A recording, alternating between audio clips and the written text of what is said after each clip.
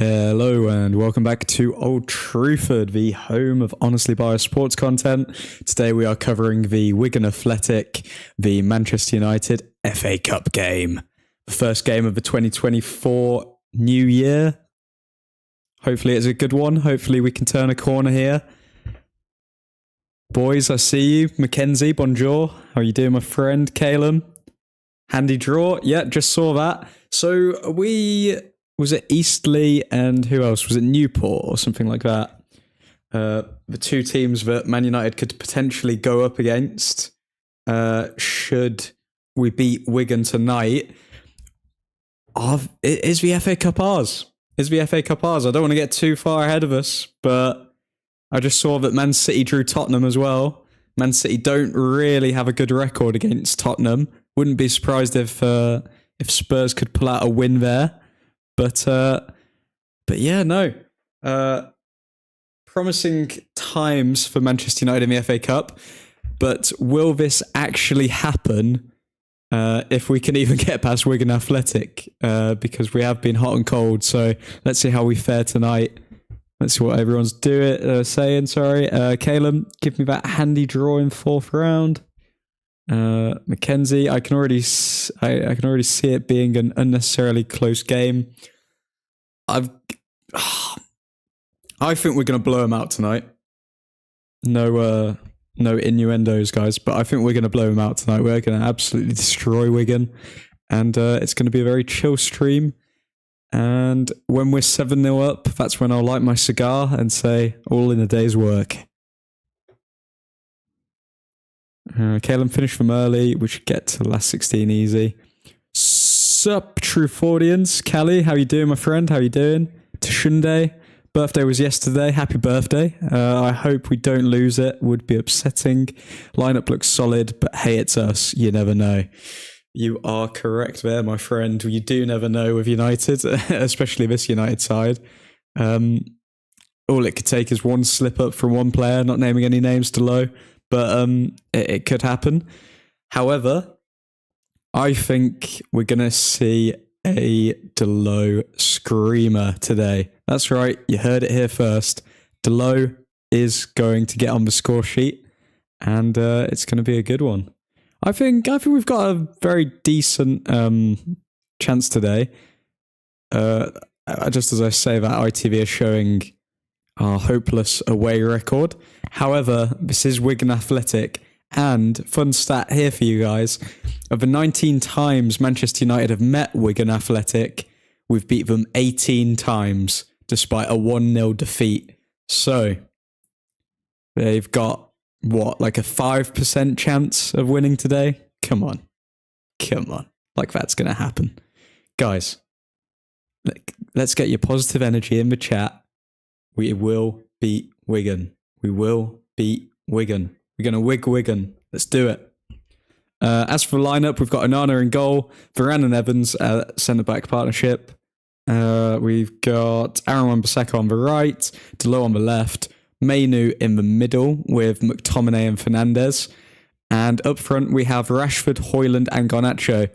I would be surprised to see Rashford start on the right-hand side, given that Garnacho has picked up couple goals and I think an assist from the right hand side, maybe 3 goals from the right hand side. So I think Garnacho has shown more capability of playing on the right than Rashford actually has, funnily enough. So yeah, I would be surprised to see Rashford start on the right. Hopefully he starts on the left and Garnacho on the right with Højlund up top. A few people missing from tonight. So we've got Christian Eriksen is unavailable due to illness. We have Anthony out with an injury. Great. We have Roy Keane saying just before the match, I don't think they play as a team, which is spot on. I think we would all agree with that. And Amad Diallo is not in the United squad because of illness. Let's see if we've missed any other updates, but those seem to be the major ones. We've got 8 minutes until kickoff, and yeah, 8 minutes till we get to see the first match. The greatest team to have ever played the beautiful game have got involved in 2024. Now let's see what you guys are saying. McTominay to touch the back of the net. Which net? To Shunde. Caleb, for 1 year we lost, made us lose the 2012 title. Damn. Okay, that was quite a significant loss then.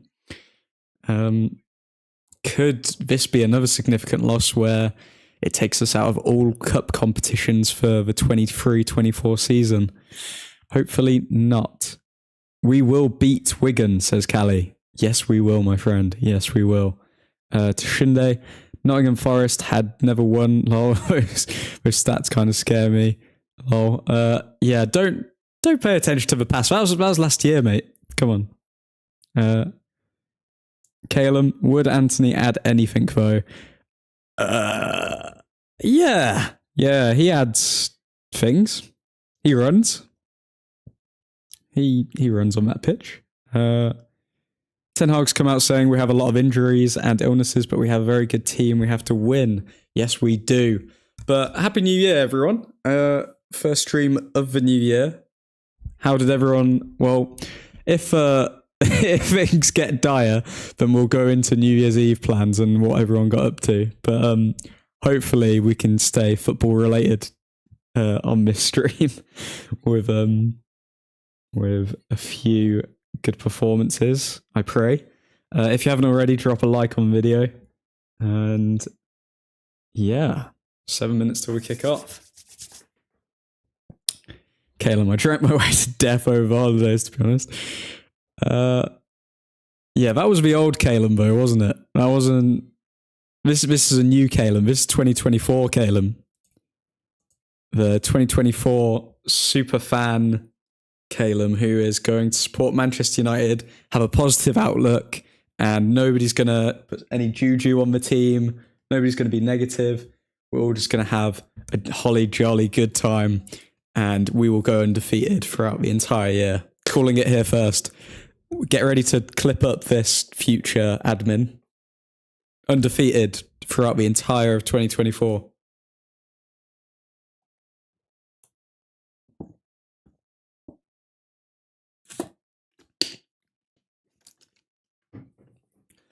The new Caleb will outdo the 2023.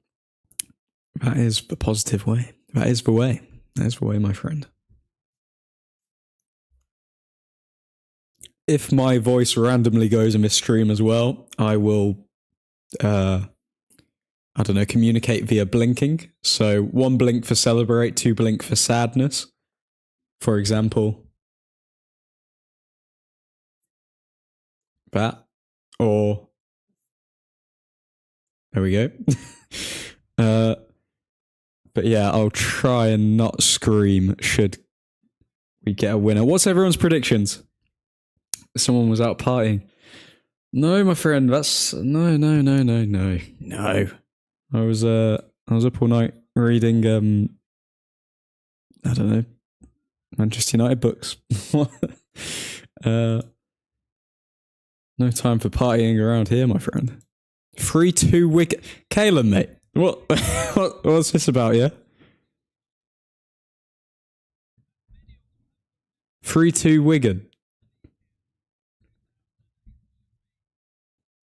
I think you've done the wrong maths. So, oh no, is it 3-2 Wigan? So it's 1-0 United. Okay, I see where you're going, Caleb. 3-2 Wigan on aggregate. 1-0 United win. Okay, I like that. And I'm feeling this is going to be a piece of cake, this game, to be honest. I feel like we're going for a cheeky... what are we going for? Going for a cheeky 2-0, 3-0. Mackenzie, if we lose this, the whole team actually has to go. If we lose this game, then realistically, the rest of the season is just a write-off, isn't it? I mean, it's been a write-off for a long time, but I think I'm going to have to start just incorporating random aspects into the stream at that point. We can't start 2024 off with a loss to Wigan, surely.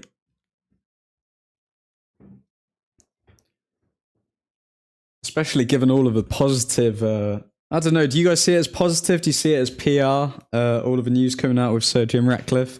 I feel somewhat positive because they are footballing people, at least in comparison to what we've had for the past 10 years. I don't understand how a club like Man United can go 10 years without having an actual footballing structure, but here we are.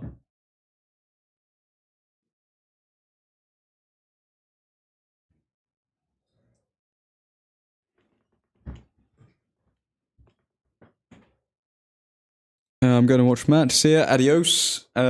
Mackenzie, I thought Casemiro and Lissandro were back from injury, so why haven't we eased them back in against a team like this? So they're still in recovery. They're in recovery, but they're training on the grass. Ten Hag came out saying that it's going to be a couple of days, if not weeks, before they're back in the team. So no Ahmad either after having a good game. Ahmad's sick at the moment, so that's why Ahmad's not in the team, which is fair enough. But yeah, I don't know. It's also one of those where you don't want to rush players back from having those long-term injuries, do you? Because if you do rush them back, then you're just back to square one, and then we really do have no hope of seeing any entertaining football throughout the entire remainder of the season. So hopefully he can sort that out. Roy Keane has just had this to say about the ownership. Only time will tell. I hope the dynamics change. Hopefully upstairs will improve over the next few years. Well, it seems as though upstairs has improved already in the space of like 2 weeks with the people that have been appointed. But are we going to see any changes from that immediately? I don't know if we are. So I guess we do have to wait and see. It is sad about Ahmad though, being ill just before the match, because like you said, Mackenzie did have a good game, and I think that he could really bring something to the side, which Anthony clearly hasn't provided throughout his time at United. So let's see. Fingers crossed. Fingers crossed Ahmad can recover quickly and come in for the next game. Anthony Martial's been sick for like a month. Don't know if it's long COVID or something like that, but he's not been involved at all.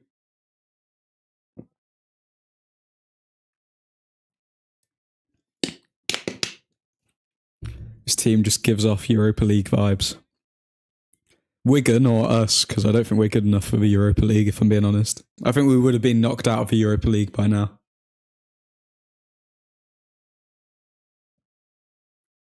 We just seem like a team that plays in Europa. We don't even... I mean, it's not a crazy thing to say that we may not even get Europa League football this season. When you look at the competition and how poorly we're performing, I don't think that is I don't think that's an exaggeration.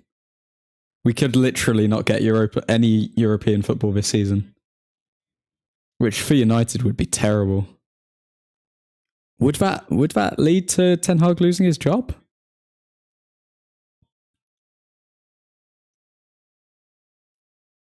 If we get Conference League, we literally have to win it. Oh, we can't see United in the Europa Conference League. Come on, man. We can't do that. Okay, kickoff. Let's get timer sorted.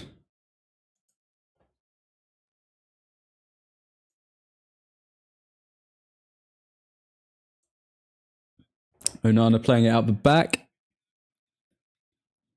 Embarrassing. I can't even get the stream up. Being logged out again. It's on ITVX. If you've got a laptop, mate, you can just pull it up on a tab.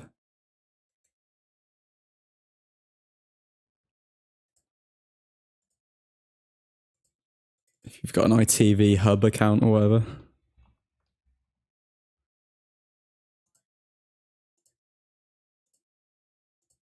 Let's sort out this scoreline. Cool. Okay, first half, 1 minute in. Passing it around the back. Varane going forward.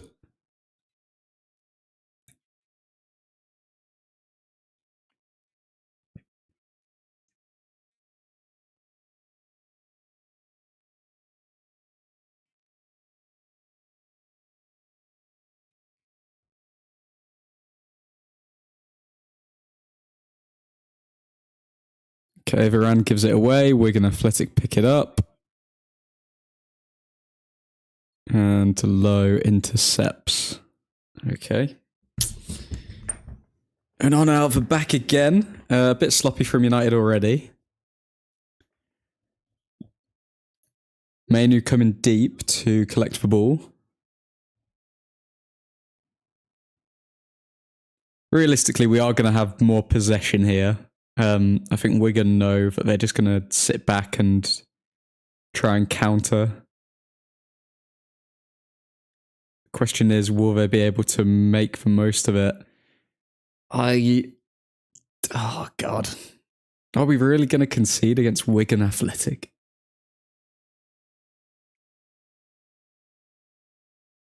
Have you got to pay for ITV? Nah, don't think so. You can create an account. Okay, Wigan on the break here. Yeah, Wigan literally set up for counter-attacking. It looks like we... Okay, cross, Wigan. Good save from Onana there, to be fair.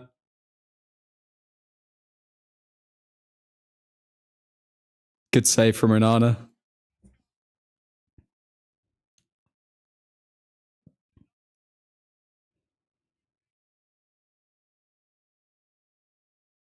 That was a great cross from the Wigan player there.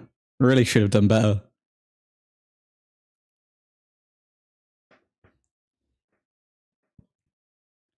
Asgard. Okay, Wan-Bissaka. Back to Varane.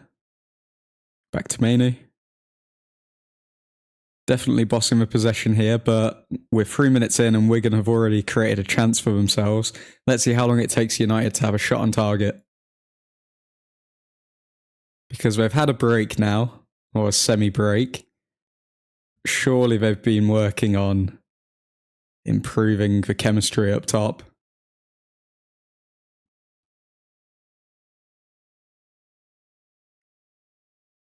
Rashford to Delo. Delo to Evans, who's at left winger now. Evans cross. Delo to Fernandes.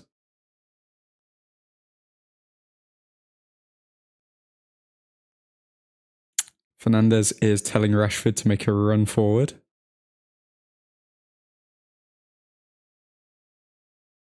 Okay, Evans at the back to Varane.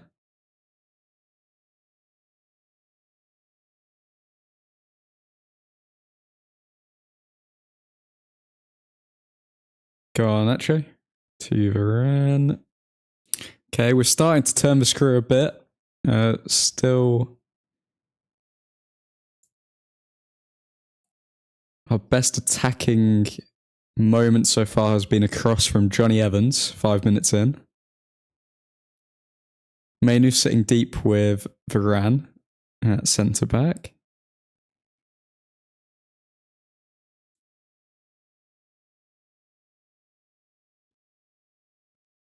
Fernandes shielding the ball well. Fernandes coming forward. Fernandes to Rashford. Rashford on the left. Rashford crossing. And it is blocked. Mackenzie got the game up, but it's on phone, so I won't comment as much. No worries, man. As long as you can watch the game, it's a lot better. Okay, so now it's Wigan playing out of the back. Hoyland presses, and Wigan get the throw in.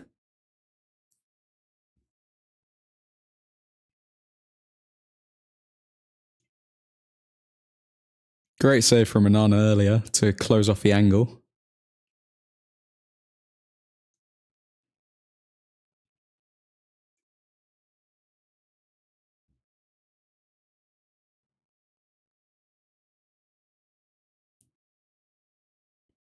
Okay, Evans. Back to Delo. Mainu. Over to Wan-Bissaka. Wan-Bissaka to Garnacho.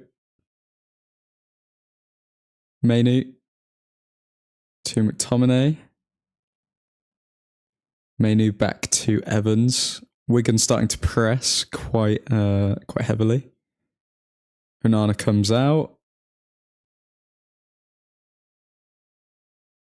Onana sprays it to absolutely no one. Don't know why he made that pass.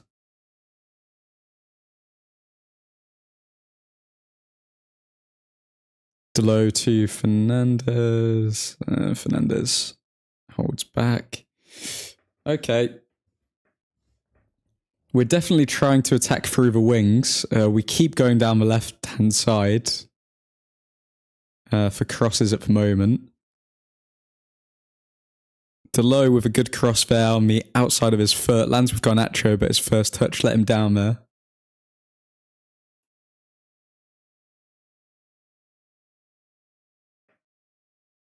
Okay, Rashford. Back to Delo.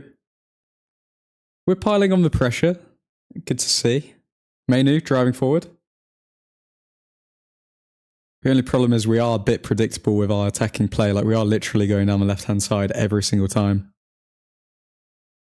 Watching the stream live on ITV and I'm behind. How does that even work? God knows, mate. What second are you on? Or what minute? Cross from Fernandez. Oh, McTominay almost got his head to it.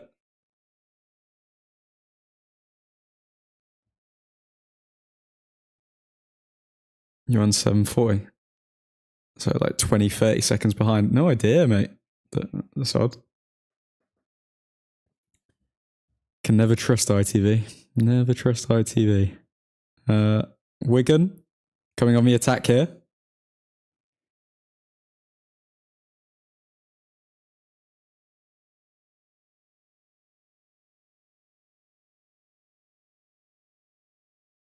Okay, Wigan down my right-hand side.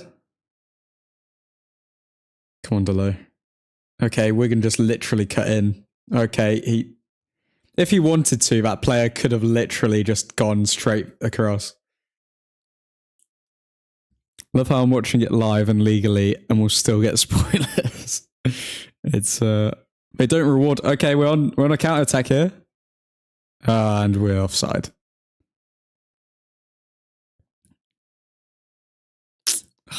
I don't think there's any VAR either, so I mean he definitely was onside from the looks of it.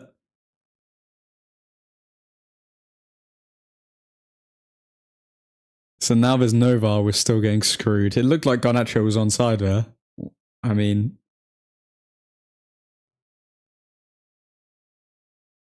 okay, pressing continues.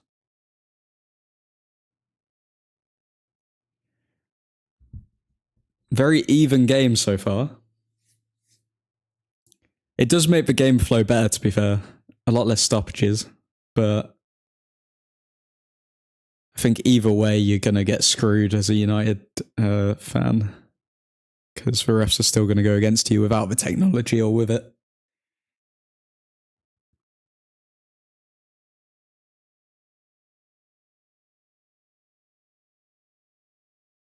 Oh, Rashford, I don't know what that pass was. Fernandez giving a foul away.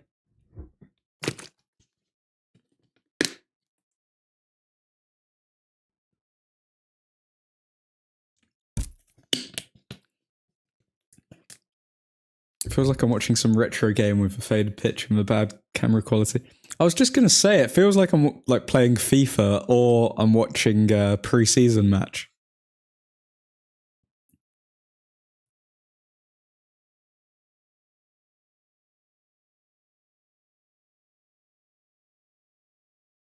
Hoyland pressing.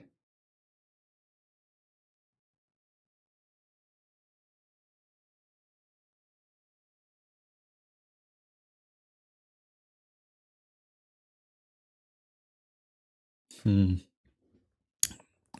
manager looks on.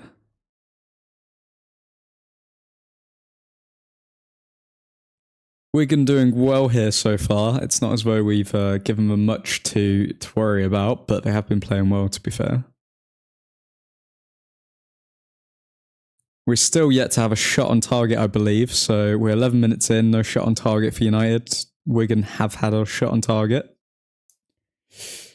Rashford now playing centre mid, getting the ball from Varane. Going to be a Bruno goal today. Feel it in my nugs. Well.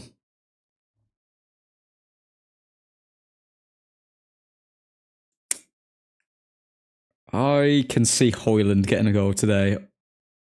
Also, McTominay's been quiet for a couple of games. I think McTominay will pop up with a header.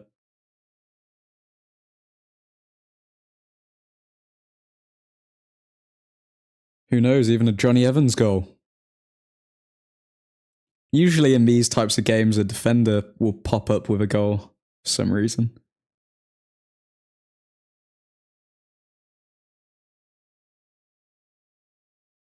Okay, Wigan on the attack.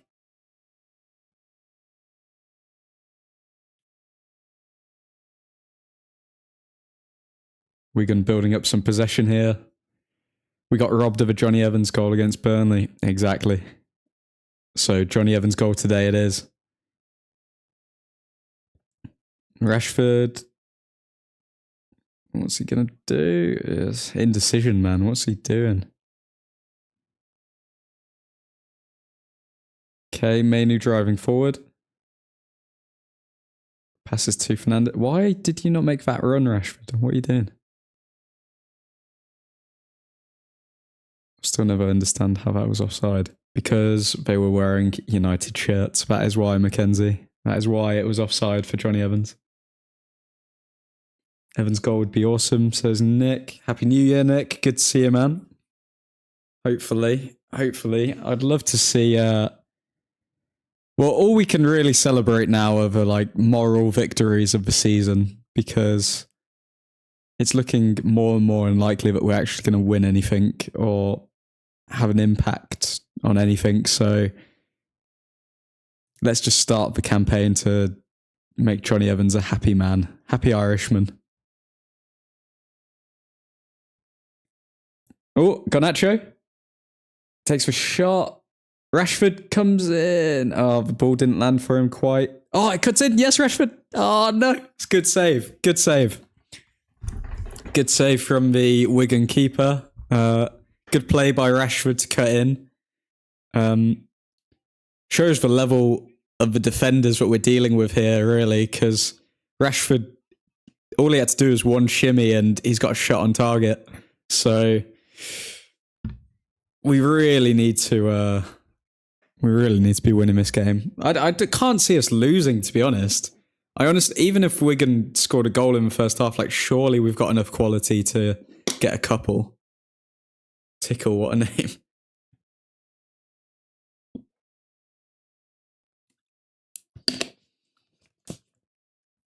Rashford. That's poor from Rashford. Thought they could do a couple of step overs and then just cross in, but there was a Wigan player to meet it.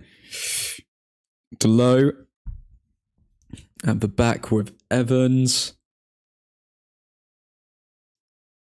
One criticism of this side, I guess, would be that it does take us a long time to build up to actually creating an attack here. Because it feels as though we just constantly pass it around the back for about 45 seconds to then just play it on the wing anyway. Rather than wait for people to get into position, so we could be a lot quicker.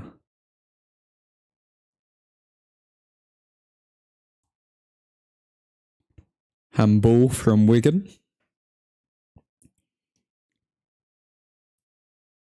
We can't afford to lose to a championship side. We can't afford anything at the moment. We can't afford any new players. We can't afford to lose to a championship side. We are still United and we should win. 100%. Should and could and would, but will we win? That's the question. That's the $1 million question. If we lost today, then it would literally be... I don't know. I don't think I could put it into words if we lost today. The whole season would be written off by January. It may even be worse than Rangnick's season.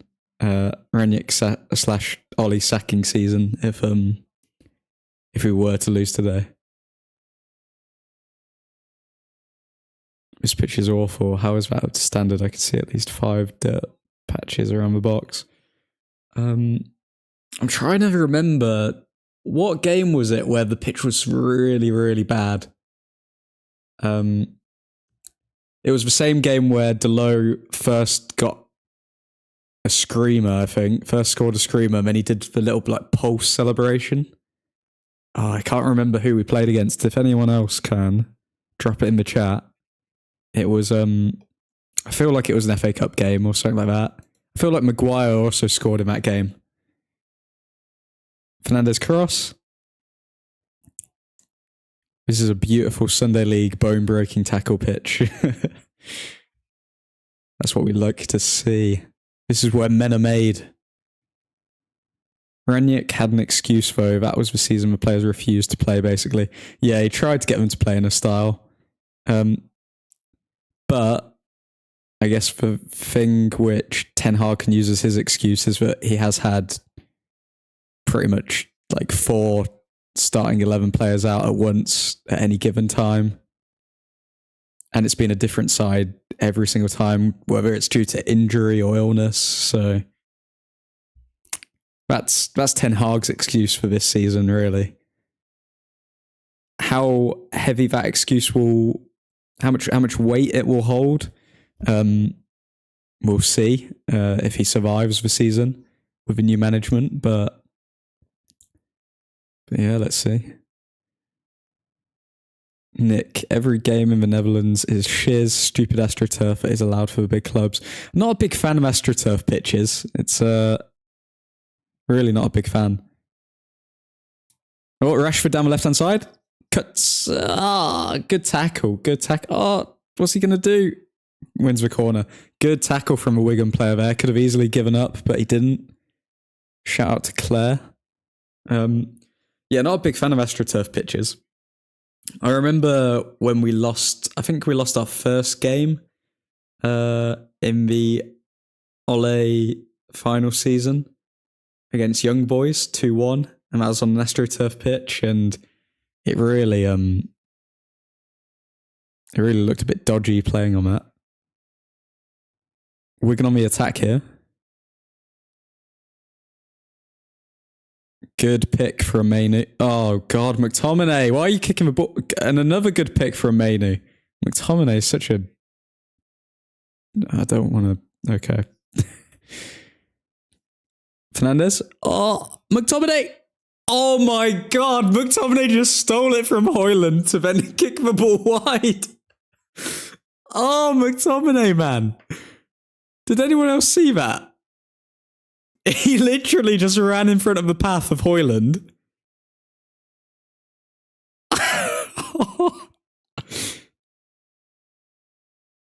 There was a block on it from a Wigan player, so it should have been a corner, but still. Mate, McTominay, what was that? Oh, man. I'd be so pissed if I was Højlund there. That's going to get clipped up and spread around Twitter, surely. That was terrible from Scott McTominay. How can you do that to your striker? How can you just run in front of their path when the ball's going to them? Oh, man. Mackenzie, have they got the semi-artificial grass in Netherlands where it's 50-50 like they do in USA? Nick, but to be fair, we have almost 30 injuries in half a season. Bloody yeah, exactly. Yeah, but still you see players struggling because the ball bounces so weird on Astro. And when it's wet, the ball curves like crazy. Yeah.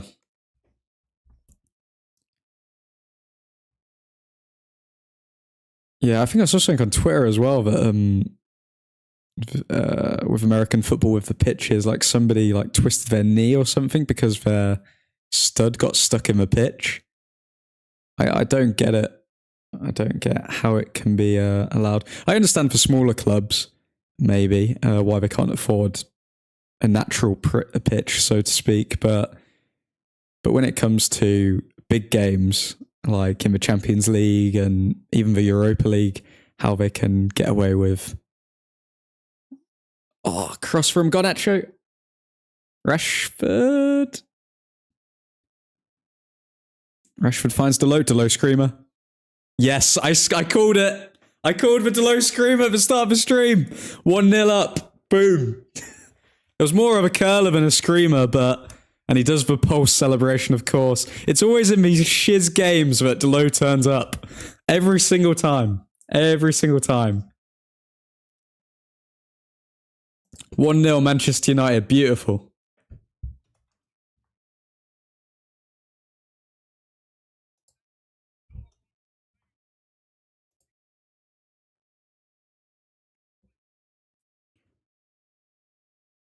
Beautiful stuff.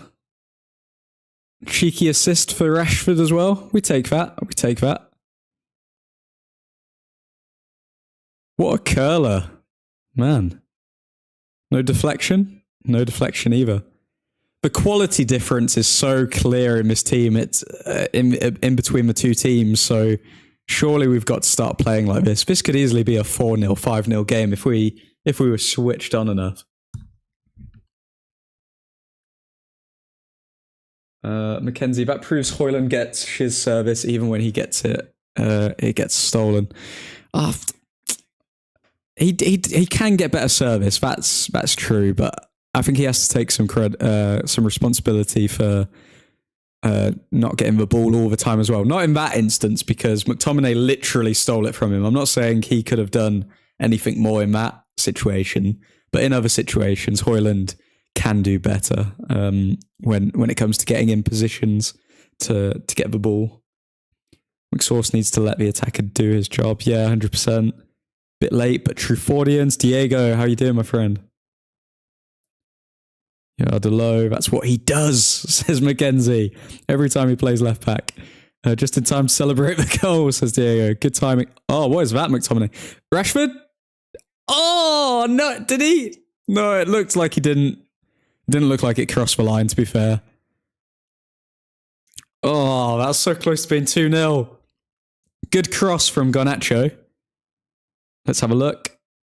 Nah, didn't cross the line.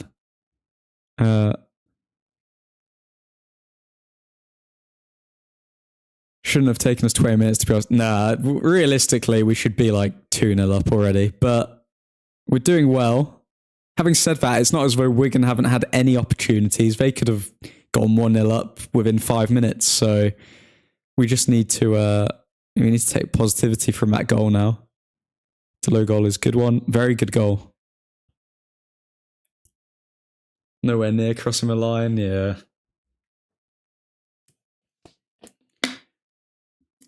Okay, what is everyone's predictions from this point onwards? So we're 1-0 up, we're 24 minutes into the game. How do you predict this game ends? Because I'm going a cheeky 3-0, 4-0. Scott's looking a bit skinny in the face. You think he's been going on one of his 72-hour fasts that I've been seeing people go on? Do you think that's going on, Mackenzie? Do you think Scott's on a fast? Looks like he's running on no sleep either. Bloody hell. Maybe he's ill. Who knows? There's definitely illness going around the squad, so you'd think that COVID's been going around. Especially since Martial's been off for a month. Is he even on the bench today? Let's have a quick look.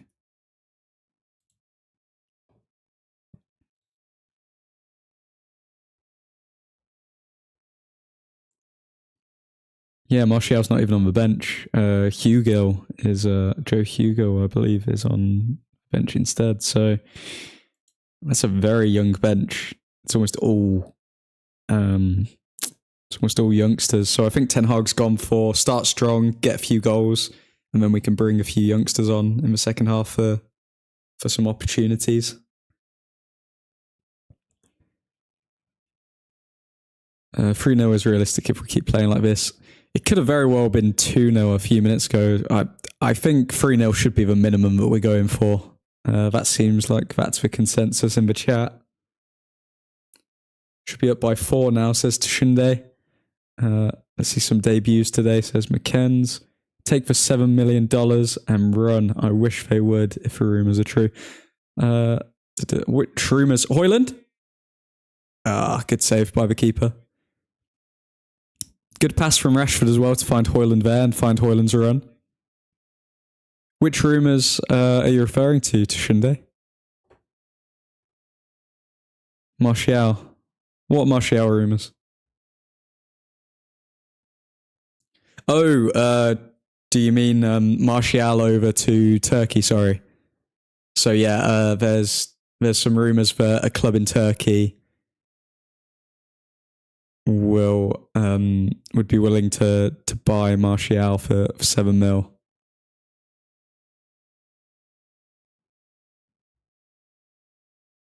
Hopefully that is the case, but who knows? Martial just needs to be gone. Don't even care. Yeah, I do not know if there's a single United fan who would disagree with Martial needs to leave this club now. I don't think even the strongest Martial FC fan, if you asked them, Johnny Evans gives the ball away there in a dangerous spot. Wigan driving forward. Wigan, good block by Varane. Wigan still have it. Bit of pressure here. Wigan, are we going to put a cross in? Garnacho back to defend. Love to see that. Wigan shot. Oof. Almost went through. We are vulnerable. But we need that second goal now. Just kill their spirits. Come on, guys.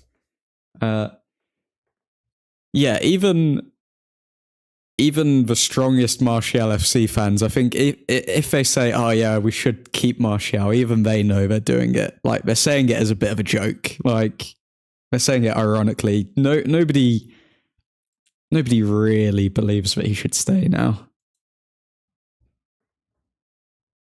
Saudi rumours for Martial, so maybe a bigger payday. I wish we could maximise this whole Saudi thing. It seems like everyone's doing it. Like, you've got Francis Ngannou making bank. You've got all of these teams making absolute killings from selling to Saudi, and yet it's almost like we have to pay Saudis for them to take our players. Oh, Garnacho! Well, Hoyland, man. Hoyland, missed chance there. Hoyland's got some decent service today. Rashford's tried to find him. Garnacho's tried to find him. Bruno tried to find him before Scott got in the way. That was a free header. Hoyland really should have done better there. Really should have done better. That one's on Hoyland. Stole the assist from Garnacho. Mackenzie, Martial was one of my favourite players at the club, but he's got to go. Yeah, he was one of the favourite players like 8 years ago. It's been a long time since he's been one of my favourite players. Tashinde, their wide players fancy themselves every time. I know this should be a breeze, but they need to tighten up out wide. Yeah, I do agree. At the moment, we're doubling up, so we are getting back when we are defending, but it does seem like they're just bodies there rather than actually switched on defensive action, anything like that. Mackenzie, Ngannou versus Joshua is disgraceful. Getting these mega fights from 6 months in boxing when there should be title challengers who don't even get a sniff. Is it disgraceful? I'd say for Joshua, it's not disgraceful. For Fury, it was disgraceful. Like, Joshua's done his Joshua defended the belt against a lot of people. He's fought a lot of upcoming challenges, I think. I think Joshua's somewhat deserved. He's fought Usyk twice. As long as we believe Eddie Hearn and the team, he's tried to make the Wilder fight. So other than the Wilder fight, that's the only question mark over Anthony Joshua. I think Joshua's done his time to deserve at least one kind of gimmick fight. And had Ngannou not done so well against Fury, this fight wouldn't be happening, which is the truth. So you can't call it a disgrace. It does have a competitive edge to it because of how well he did against Fury. If Ngannou now does absolutely terrible against Joshua, gets knocked out, and it's not even competitive, then we can look at it in retrospect and say, oh, it was a disgraceful fight, never should have been set up. But at this moment in time, I wouldn't call it a disgraceful fight. I think it's what people want to see. I think people want to see if Ngannou is actually as good as everyone thinks he is, or if he just had one good performance on one night. So there's a lot of questions to be answered with that. Joshua was meant to be fighting Wilder too, but he swapped to Ngannou. Well, Rashford, free kick. Oh, was that a save? Looked like a save, and it should have been a corner. No, it wasn't a save. Or what happened there? No, that was just a terrible shot. But yeah, Joshua was meant to fight Wilder. But what I think Ngannou brings more than Wilder, given the last performance. Like, nobody would have really wanted to see that fight anymore. Maybe if Wilder gets another KO, but Wilder looks completely out of it. So I think that's why that's happening. McKenz. Nick, has Martial ever even been fit for 3 consecutive months in the time he is at Man U? Can understand why teams are not touching him. Yeah. Good point. Well, had Martial gone to Sevilla when he went on loan that one time and scored a bunch of goals, then we could have got like 20, maybe 30 mil for him.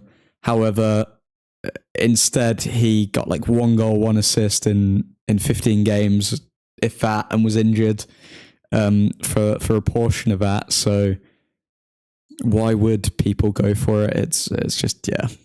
It's you have to be insane to go for Martial. You have to think just commercially, okay, Martial, somewhat big star, but then the older he gets, he's not even a star anymore, is he? He's just old. But if you are looking for just name value, then Saudi Arabia seems to be the only place to go. Because nobody should be looking at him and thinking, oh yeah, he could do a job in my team. A striker that gets no goals and doesn't run. Awesome. Really need that.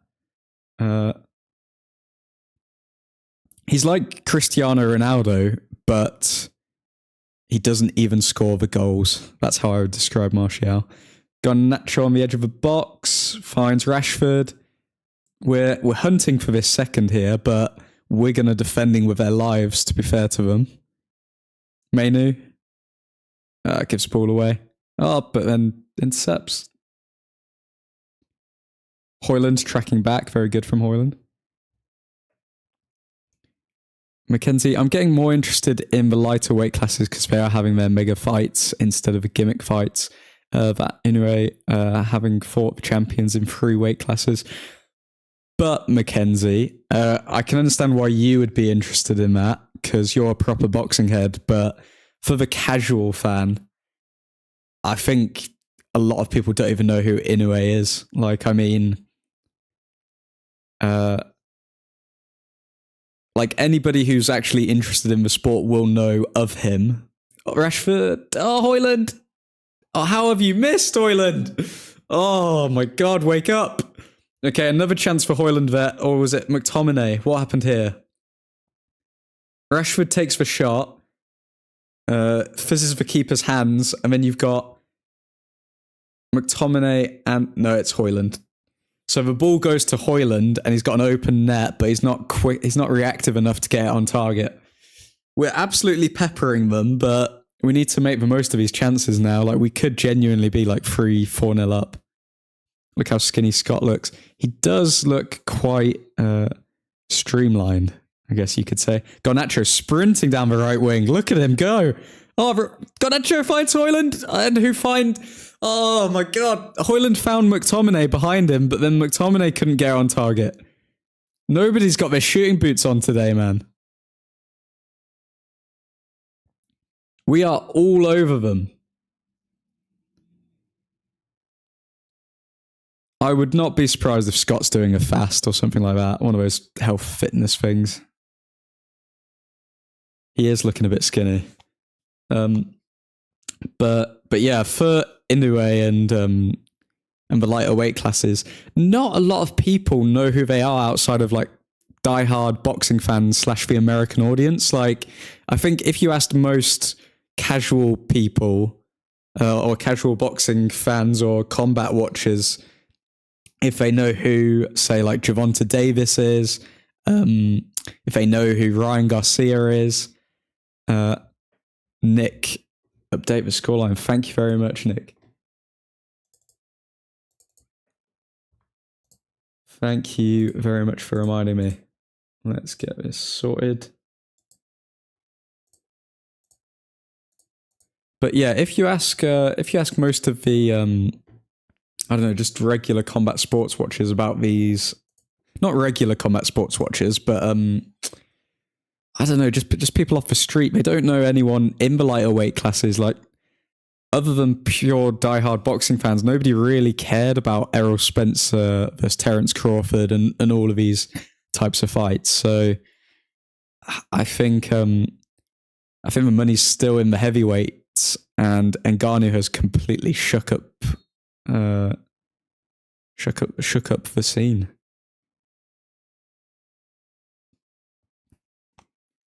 I understand you aren't used to it. We haven't scored in quite a few matches, saying like 4 games now.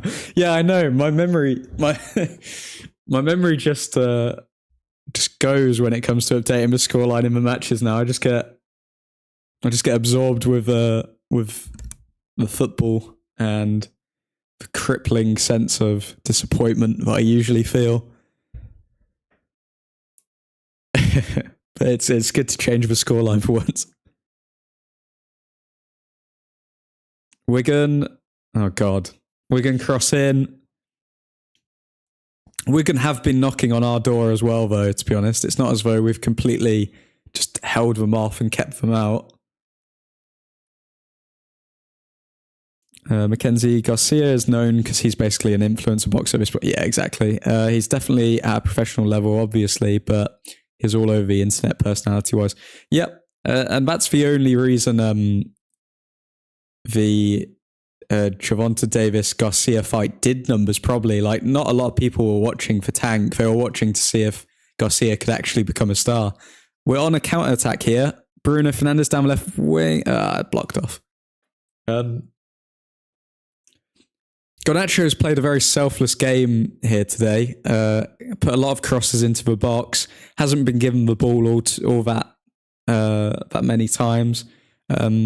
Højlund's had a few key opportunities, but wasted them. But I'm impressed with how mature Garnacho's performance has been today.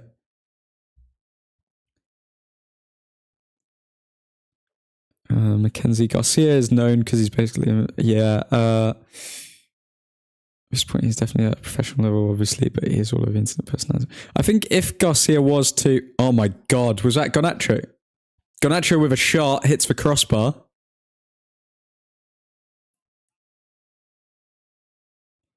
Even when Garnacho cuts in, he's better than Anthony. Jesus Christ. Hits the crossbar. How long has it been since we've seen that? Garnacho hits the crossbar. Garnacho can do everything, man. Other than score easy opportunities. Love the rattling noise of a crossbar. It's up there. It's a top tier footballing sound, isn't it?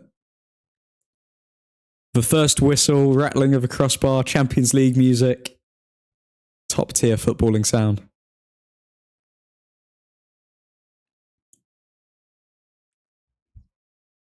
Okay, Garnacho's getting a bit of confidence here. And just as I say that, he fails to put a cross in and slips. But promising signs. How is Garnacho more versatile than Rashford, man? He's doing better on the right wing than we've seen Rashford do. But this definitely brings more balance to the front three. Like, we've seen a lot more opportunities. We've seen Rashford involved in the game with a few shots. We've seen Rashford find Højlund. We've seen Garnacho find Højlund. We've seen Garnacho just have a shot there. We've seen Højlund have a few opportunities himself. I think this front three so far this season is probably our most balanced and our most creative. I am afraid Wigan will get a goal because some of our players will just switch off and they get that one chance they need. It does feel like that type of game because we have wasted a number of chances to go 2-0 up, and usually when that happens, you get punished. The only positive we've got is that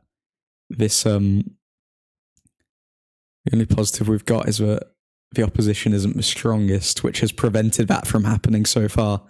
Had this been a Premier League team, we would be 2-1 down probably at this stage. McTominay wastes a chance there as well.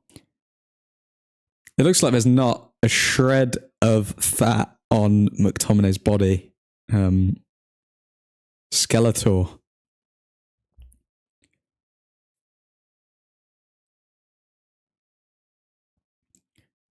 But yeah, Garcia is known because he's an influencer boxer and he goes on all of those podcasts and stuff. If Garcia was to win a world title in boxing, I think he would absolutely blow up though as a star. The only problem is his technical ability is letting him down. It's very rare that you get a personality who has it all. That's why there's only a number of top tier boxing stars and combat stars like Conor McGregor, Tyson Fury, Anthony Joshua, Deontay Wilder for a bit, but then realistically he was shielded with the tomato cans he was facing. But yeah.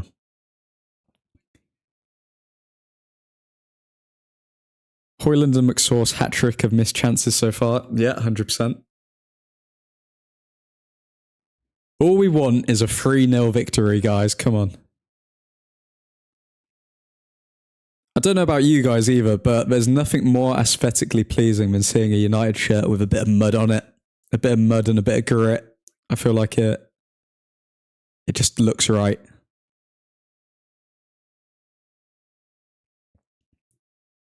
Fernandes gives the ball away, but he presses very well, but Wigan survive the press until they slip up. Good pressing from Garnacho.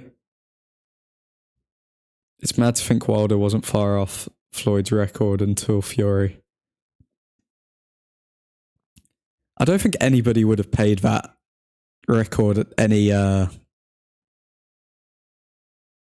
I don't think they would have given it any weight though had he reached 50-0. They wouldn't put him in the same category as Floyd because you couldn't name anyone that he'd fought, whereas Floyd fought so many world champions and all of that stuff. It's kind of like Khabib. Like, a lot of people, even though people will admit Khabib was very dominant in the UFC, they wouldn't speak about his record because like, he was fighting under, I think it was his dad's promotion or something, and his first 15 fights, they all, or the majority of them, all had losing records. So it was like, what do these wins even mean? So I think yeah, when it comes to records, you definitely have to look at the caliber of the opposition. It's almost like our Carabao Cup run last year. I mean, if you look at it, we didn't really have to face any big teams to win. And on top of that, this is something that if you add context into it, you kind of question Ten Hag's biggest achievement, because Ten Hag's biggest achievement with the team is the Carabao Cup win. But when you look back on it, we didn't have to face any tough teams in order to get to the final. And when we did get to a final against Newcastle, we were coming up against a Loris Karius in goal. So it would have been more, it was more of our final to lose rather than a great feat of, okay, yeah, go on United. But at the same time, it had been so long that we hadn't won a trophy for, whereas nobody really cared about that at all. And obviously you don't want to look at the negative side of things, but with context applied, it's an interesting one. Okay, so 1-0, half time. We have been peppering them. They've had their chances as well. We've defended well, but as many of you have said in the comments, I think it does feel as though one silly mistake and then we're going to back in this game and we're struggling. The fact that we're only 1-0 up and it's from a Delo, not screamer, I guess. Delo, decent goal. I'll give him his credit. Delo, from a Delo, decent goal. That is kind of worrying how none of our front three have been able to score. We've got very close, but nobody's been clinical, which has been the story of our life this season, if we're being honest. But yeah, hopefully we can come out in the second half and get a couple of goals, just shore up the result. Nick, some of these babies will want a new shirt at half time because of the dirt. Yeah, modern players, man. Mackenzie, Khabib only ever fought Conor, really, and that was the only fight he lost a round in. So that says something about him, to be fair. You've got Poirier and Gaethje. However, they've both never won a title. They've never won a UFC title. So yeah, Khabib, has he only fought one UFC champion? And it was Conor McGregor, who his foot was like a balloon.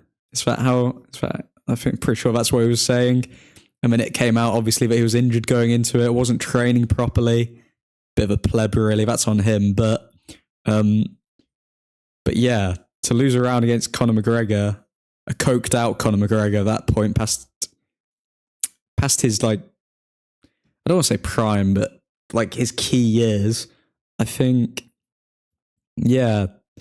The only thing going for Khabib was that he never lost a round or something until Conor, but still, I think the only people who say, Khabib's a GOAT in MMA and all of this stuff, and that he's in the top 5, are people who are a bit, I don't know, they either like him for certain reasons rather than actually look at the stats. Mackenzie, to be fair, whoever wins Carabao normally has an easy run to a final. That's true as well, that's true. It's not a hard competition because most big teams see it as Tin Pot Trophy unless they haven't won anything in a while. But there was a time where Man City just kept winning them, and then Man City obviously got knocked out. So I still would like to see us win a trophy against like a big team. I want to see us go up against a Chelsea, or I want to see us go up against a Man City, and to actually yeah, win the trophy after that, because it kind of puts a sour taste to it to me, because I'm like, yeah, we win a trophy, but we haven't really had to dig in deep, and that's the main question mark when it comes to these players. Can they dig in deep against a big team to see out a result? Chelsea big team, you again? Yeah, no, absolutely. You've checked me, Nick, and you're absolutely right. Chelsea are a mid-table team. I was thinking Chelsea back in the day when Mourinho was in charge. I remember watching the 1-0 loss to Chelsea in the FA Cup final, and that was one of the worst games to watch ever. Who was manager at that time of Chelsea?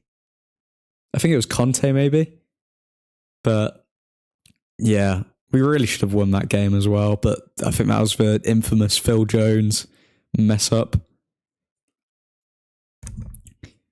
but even looking at that, that was 5 years ago. That was a long time ago. So yeah, you checked me. Chelsea are no longer a big team. Mackenzie, I'd love to play Chelsea in a final. They've turned into serial bottlers since Tuchel. Yeah, they've just completely lost their identity, really.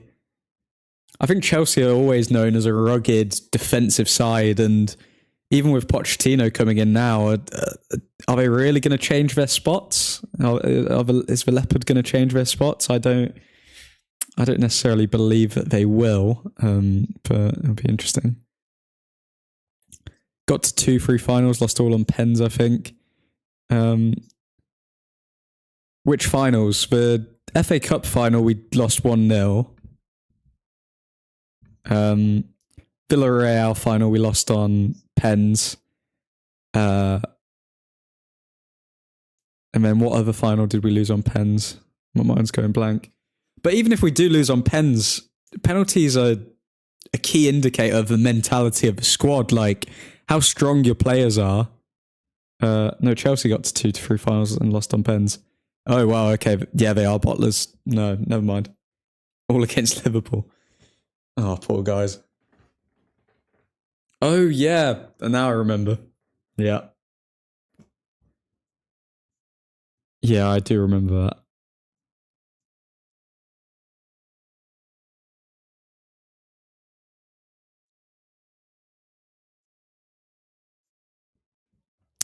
But yeah, 1-0 up so far. Lots of missed chances. Wigan have had their chances as well, but arguably we've had the better chances. Can we see out the result? Absolutely. Will we see out the result? Question marks. Delot, the fact that we're relying on our left back Delot to be our goal scorer, poor. We need Rashford to turn up. We need Højlund to turn up. We need Garnacho. They've all not had bad game. Well, I'd say, to be fair, I would say Højlund has had a pretty bad game.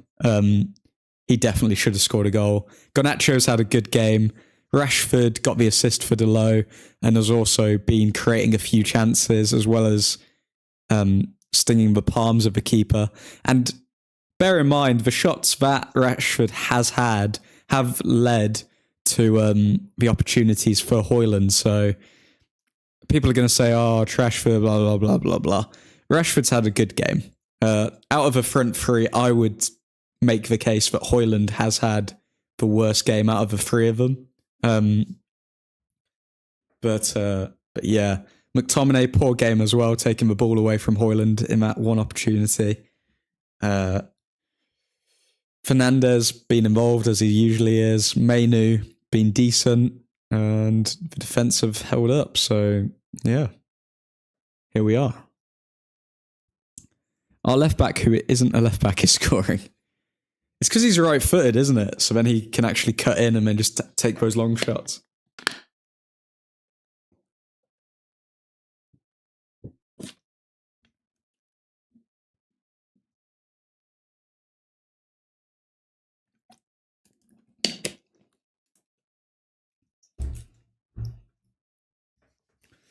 But tell me, boys, how did you spend your New Year's?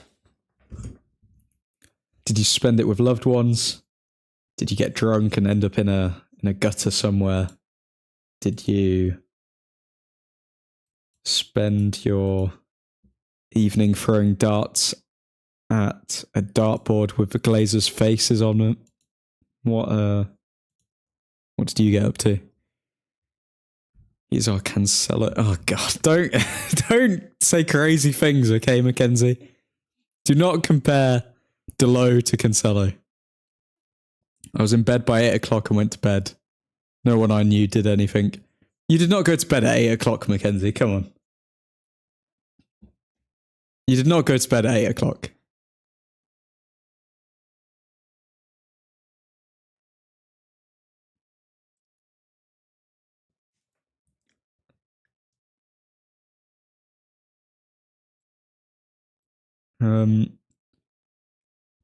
But this is the thing. Even if you do, I mean, I've got the tradition of going to the gym every New Year's just to start the year right. So I'm not really one to comment on New Year's traditions either, to be fair.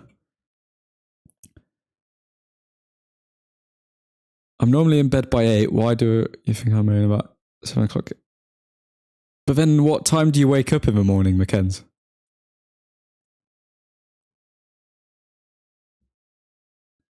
Party with some friends. Love to hear it, Nick. Did you get the guitar out for New Year's? Play a bit of Wonderwall?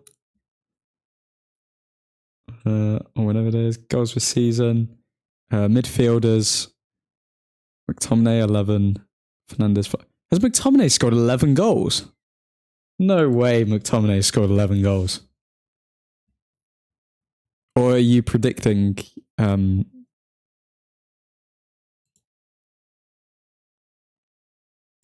There's no... I don't know where you're getting me stats, Nick. Surely McTominay hasn't scored 11 goals this season.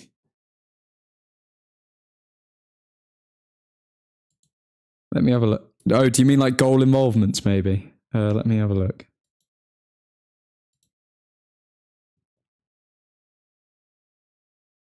No, I think you need to check your stats, Nick. Scott McTominay scored 6 goals and got 1 assist. Oh, 11 goals from midfield in total. I see, okay.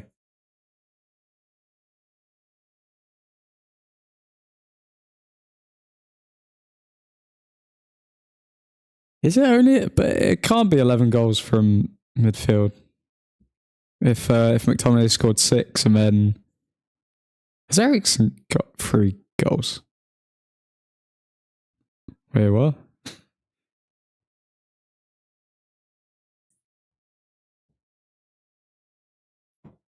Statman McKenz.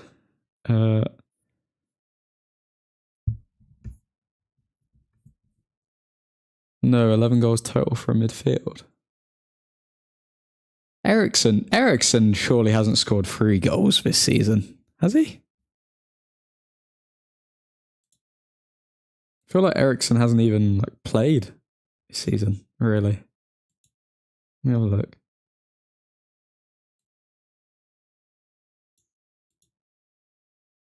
Okay, goal involvements. I think goal involvements, so... Oh, okay, no, I see. Oh, no. Okay, I was reading it. Okay, so 11's the total. McTominay 5, Fernandez 3, Eriksen 1, Casemiro 1, Hannibal 1. Attackers 8 in total. Rashford 3, Garnacho 3, Højlund 1, Martial 1, and defenders in total 3. Dalot 1, Lindelof 1, Varane 1. I think Dalot scored more than 1 goal this season, though. He also scored another screamer. So Dalot, I think the defenders total, I think the defenders have scored more than 3. Attackers is probably right from the looks of it. But then also, is this just in the league? Because Højlund scored more than 1 goal. He scored a few in the Champions League.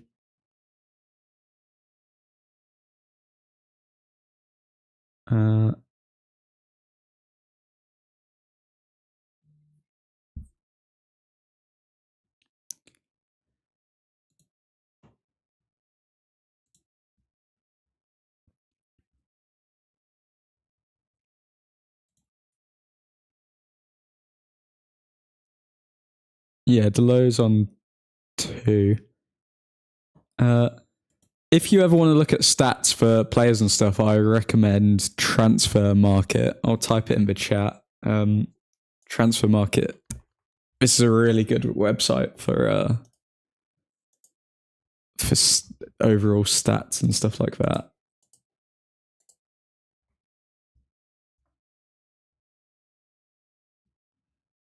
Try that website if you ever want to look at stats. If you're not familiar with it already. You seen that Beckenbauer died? Yeah, unfortunately Beckenbauer passed away earlier today, I think at the age of around 87, was it? Yeah, I think I don't know too much about German football, if I'm being honest, but he's essentially their guy. So yeah, obviously a lot of German football fans are going to be upset. It's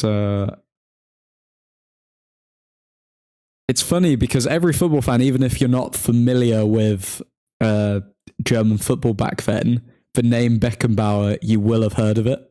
So it just goes to show that he obviously was such an impactful player, and it goes to show how players' names can live on for generations. Won the Ballon d'Or twice from centre back, crazy. When do you reckon the next time a player will win the Ballon d'Or as a centre back will be? How good do you actually have to be in the modern game to as a centre back to win it?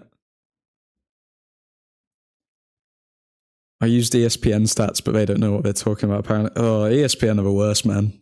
ESPN, their stories, their stats, everything. Diego, transfer market is incredible resource. Yep, number one football site, in my opinion. Next season, Lissandra, obviously. Okay, second half is beginning now. Kickoff has begun. Let me get this timer sorted.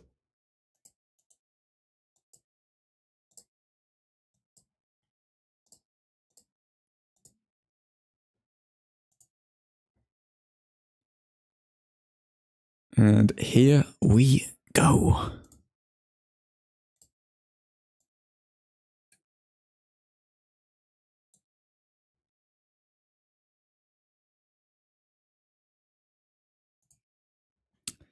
Cool. Playing around the back, the low, the man, the myth, the legend on the ball. You've got to be a very attacking ball playing centre back. Need to get goals and assists to be solid defensively. Need to be insanely rounded as a player to win from centre back. So if a centre back won, say, won the Premier League, won the Champions League, they had, let's see, they'd saved, or they had the most clean sheets in the league. They had like 20 plus clean sheets. And they'd also picked up 10 goals and 5 assists in order to help their team win the league. Would you say that would justify a Ballon d'Or?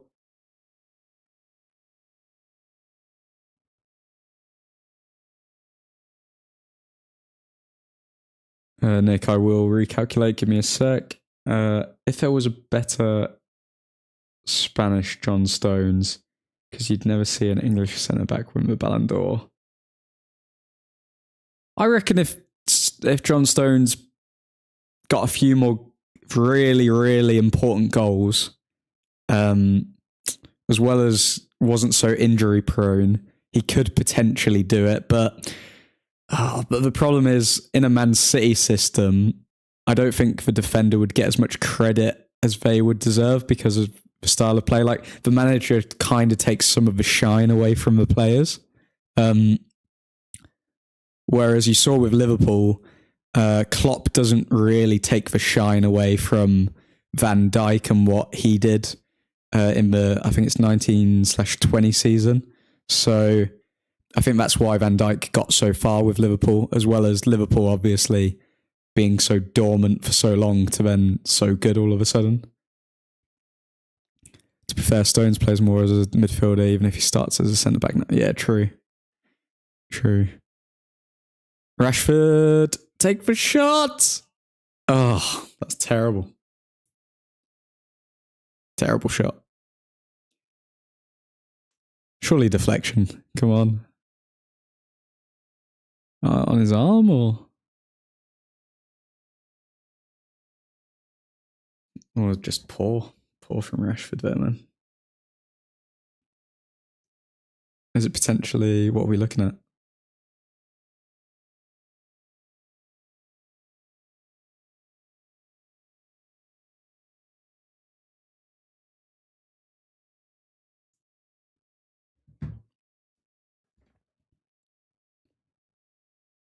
He's getting higher up the pitch to get the goals and assists that you need to win as a centre-back. 10 goals, 10 assists as a centre-back surely wins you on if you've won everything possible.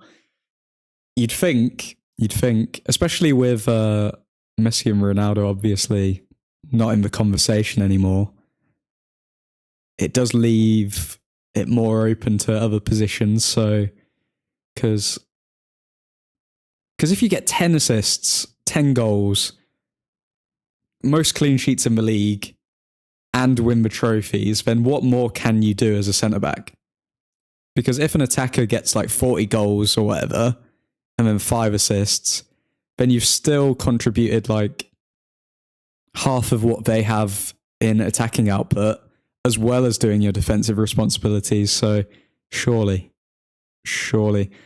But then the problem is, if you've got a centre-back partner, how do you differentiate between the two players if they've both actively been in the team and they've both achieved it? I guess it would be the goals and assists then. So you'd have to get more goals and assists than your centre-back partner.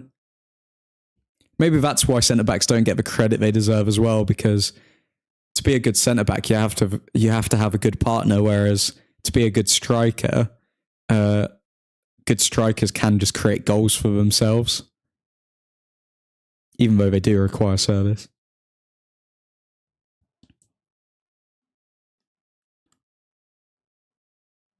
.40 goals is what's expected from an attacker to win, but a centre-back is not expected to play that well to get the goals and assists. Yep, true. So put your ring in the hat, guys. How long do you reckon it'll take before a centre-back wins the next Ballon d'Or? I'm going to go with 8 years. 8 years from this point. I think it'll take 8 years for a centre-back to put in a season for them to win.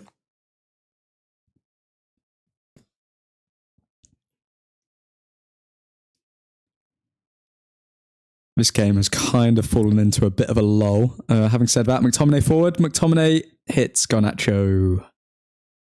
Wan-Bissaka, poor pass. Poor pass, AWB. Nick is back with the stats.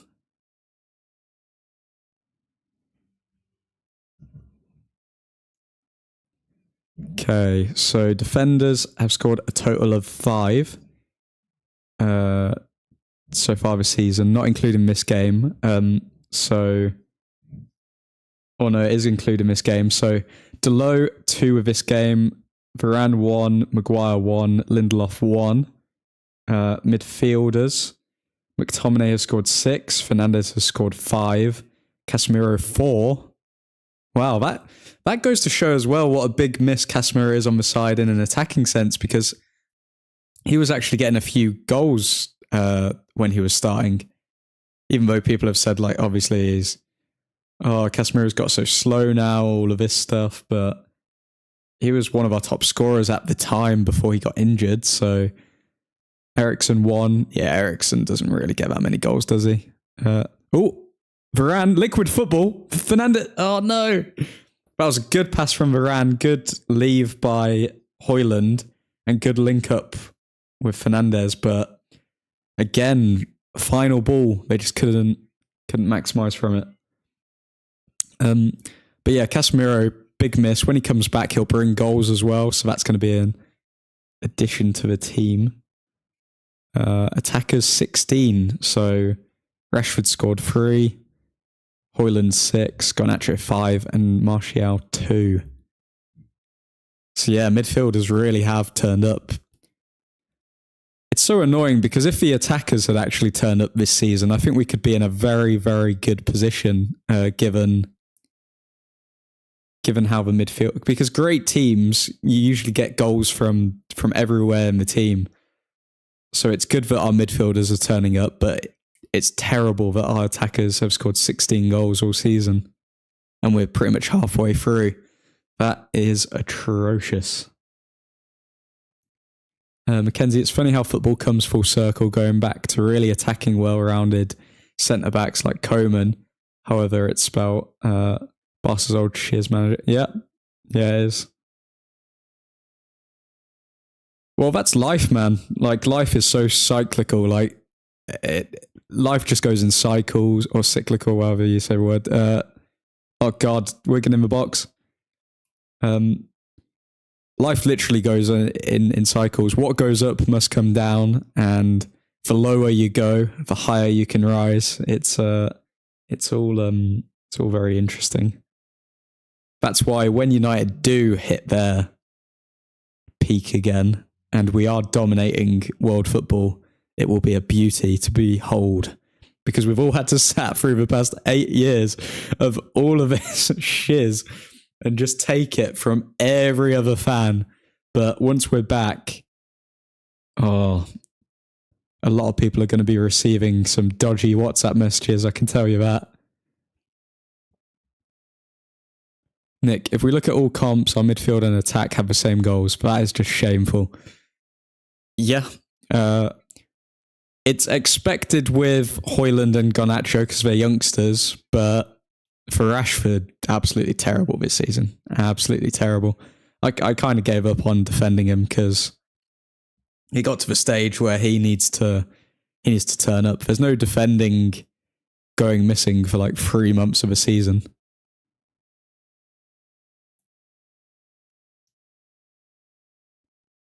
Wan-Bissaka having a slow jog back instead of his usual sprint for the scoop. I wonder how many of these players are sick or what's going on. Must be knackered. We'll go back to 4-4-2s before you know it. Unai Emery already does it, and look where it's taken me. Yep. Absolutely. Look where it took Leicester City. I mean, if you ever think that something is just outright outdated, it's not. You just need to wait for the right time for it to be used. And that's the same thing when it comes to everything in life as well. It's like everything's got its place. It's just finding the right timing and the right circumstance to use it. If a midfielder scores this game, they are more valuable to us than they are more valuable to us with goals than our attackers. I wouldn't be surprised if that happens as well, Nick, by the way. Mackenzie's mentioned a cheeky Bruno goal. I could see that happening late on. Hopefully we just avoid somehow conceding against this team, because I'm sorry, but how have they not been able to wake up?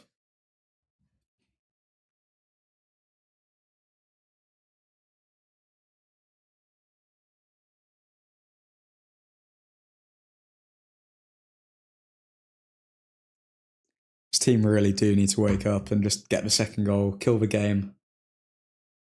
Why has Rashi gone back to Ginger? Has he? I need to see his hair. Need to be on trim watch. Shaved it off just to dye it ginger again. Who knows? Who knows why they do it with their hair? They must get so bored just living the same life day in and day out. Why would he dye his hair ginger? I cannot give you the answer to that question, Mackenzie. But ladies and gents, if you haven't dropped a like on the video already, drop a like. I mean, the YouTube overlords, they're breathing down my neck. They're trying to cancel us. They're trying to end what is soon to be one of the biggest Manchester United fan channels on the interwebs. But we keep going. We keep going forward. To be fair, I get bored with my hair so easily. Oh no, you're not one of those McKens, are you? You're not a blue hair dye type of guy?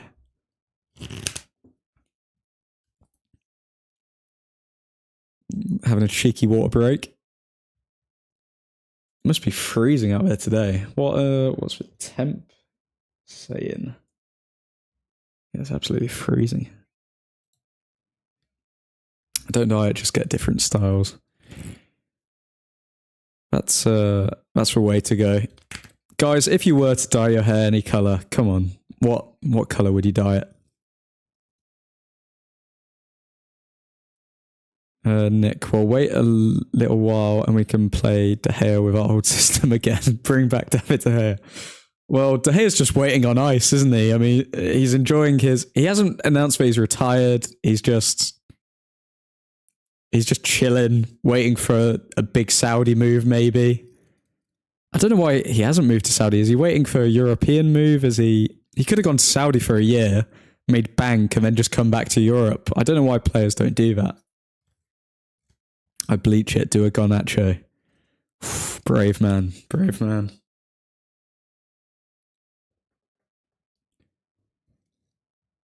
De Gea still lives in Manchester, doesn't he? He's been pictured around Manchester. I don't know why he loves it here. He was willing to move to Madrid like 5 years ago.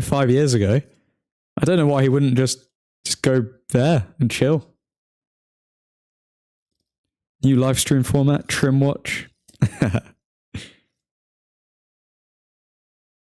I wish I could show some of the footage so I can just stare at, so that we can analyze these trims, but I don't know. Who wouldn't move to Madrid though? I've never been to Madrid. Have you? Has anyone been to Madrid? Is it nice? Admin still needs to do a hairline reveal.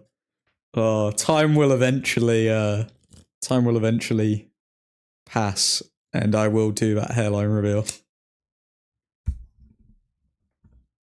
It's just these horns, they always get in the way, you know? Always got to maintain these horns.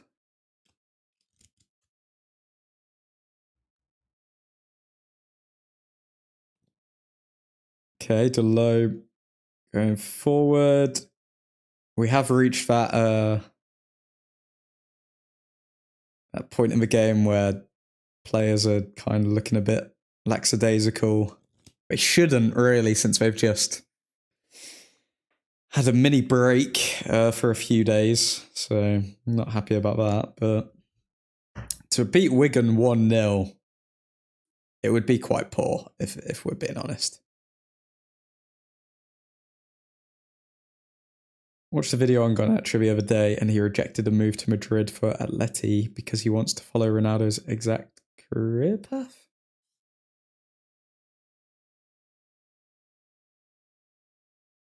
Sounds like he plans to leave us at some point. That doesn't make any sense. Huh?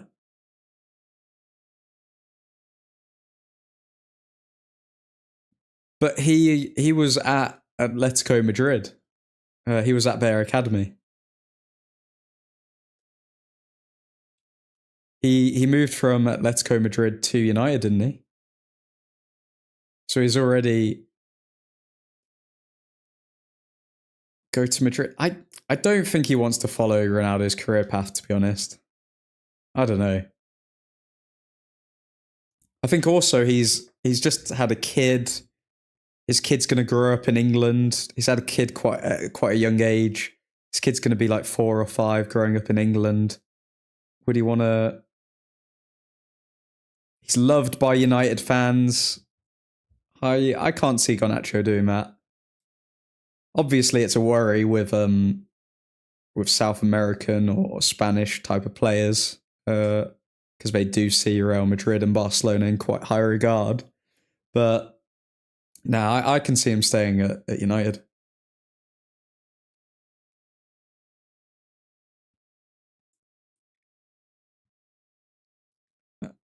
Yeah, good point from Nick, though. Depends on what we can offer in the future. If we can win the Champions League with United, Garnacho could stay. But at this stage, I would call him crazy if he wouldn't.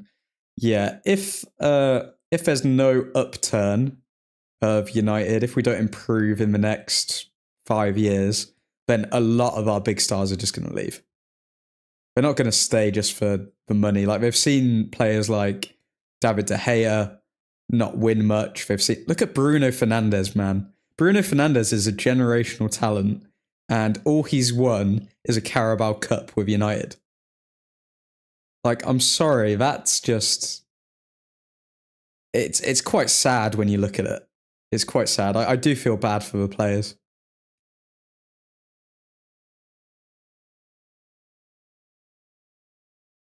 Mainu, good shot on goal. Oh, I missed that.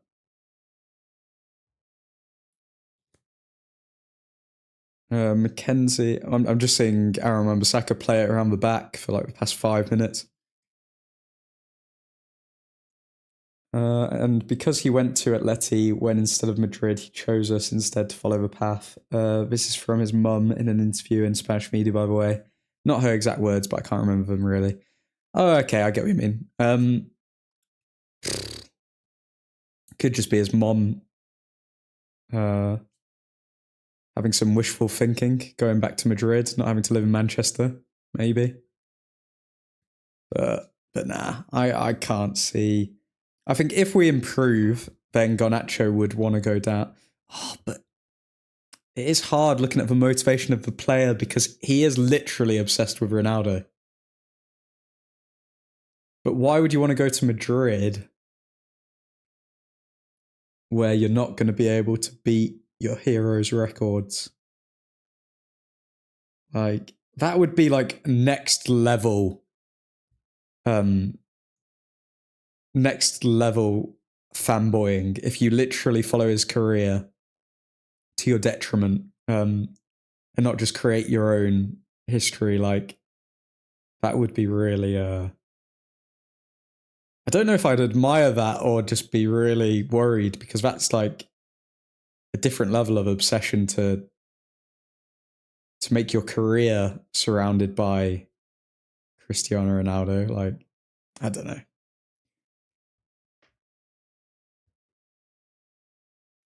We're at the 65th minute here. Absolutely. Oh my God, how many chances can we mess up? Scott McTominay over the bar.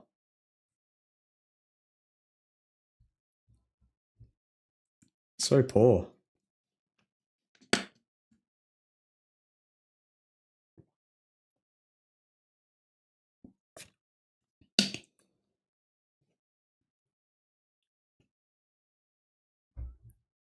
We must have had about 20 shots this game. Let's look at the stats.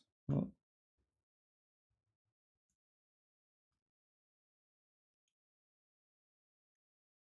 Okay, we've had 22 shots, 8 shots on target. Wigan have had 6 shots, 1 shot on target. Watch us draw this game.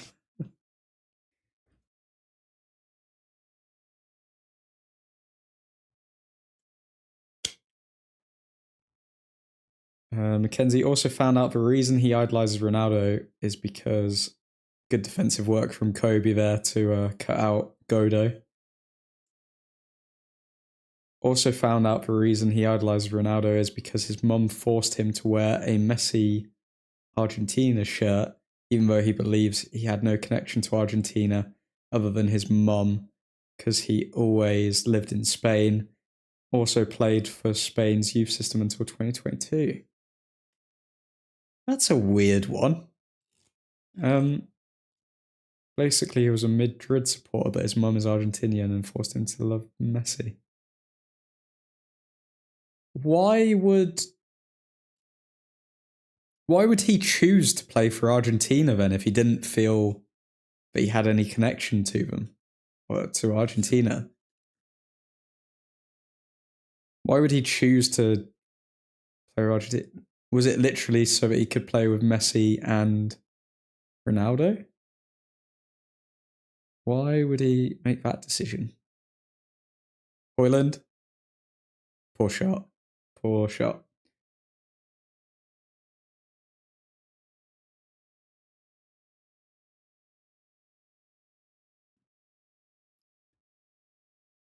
David De Gea and Bruno have honoured for the badge. They will fight till they can't, or in David De Gea's situation, till they are kicked out. Yeah, fair play to them. That's why they get our respect, and they should get our respect, and they should obviously be. Oh, Sir David Brailsford and Jean-Claude Blanc watching from the stands. Obviously paying very close attention to Ten Hag and the players at the moment. The men in charge of changing our future.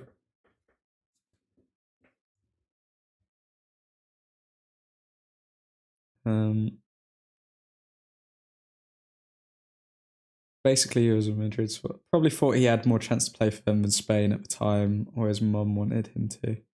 But what good talents does Spain have in an attacking sense? Or is my mind going blank? I know their midfield, they've got some good options and defence, but I think their attack isn't actually very good at the moment, is it, with Spain? Or am I going crazy? Probably his mum, yeah. He is very family orientated, so I guess if his mom wanted him to play for Argentina, then he'll play for Argentina. But Yamin Lamal. I'm not going to lie to you, Mackenzie. I don't know if this shows that I've got like dead ball knowledge or what. I've never heard of that name in my life. I've never seen that name before in my life. Is he good? Is he okay? Wan-Bissaka 1-on-1. And the cross comes in, but Varane gets rid. Is he 16 years old? Is he that one? Or am I? Yeah, okay, actually I have heard of the name, to be fair. Youngest ever Barcelona player played for him at 15 years of age. Yeah. Okay. Yeah, I did see something about that. But still, I mean, is he going to keep Garnacho? Wonder Kid Garnacho? Garnacho scoring bicycle kicks in the Premier League? Is he going to keep him out of the team? Nah. Come on, mate. Come on, mate.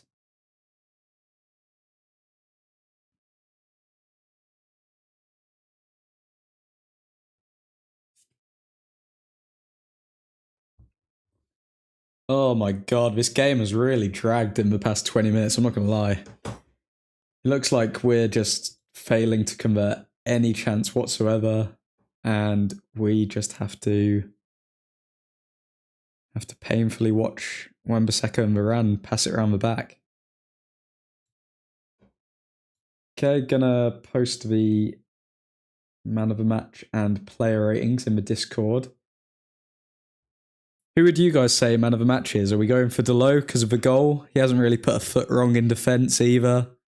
Don't think anyone's particularly stood out other than Delo, really.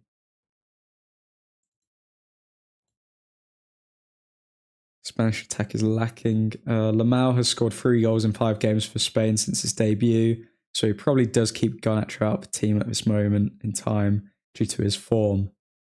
Bruh. Who is the Spanish coach at the moment? It's not... Again, this is going to show my terrible ball knowledge. Enrique left, did he not? Have we won a penalty? Looks as though we've won a penalty. Okay, cool.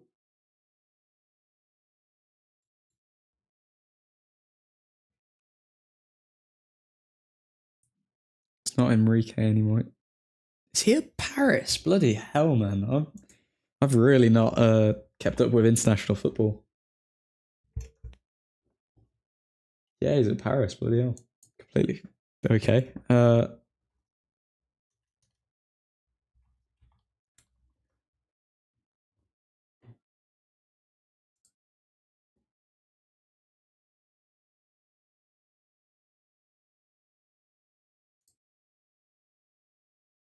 Luis de la Fuente.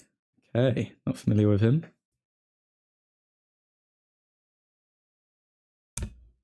This is the Bruno goal, and this is also putting our midfielders in more goals than our attackers. Everything that we've spoken about on this chat today has come true.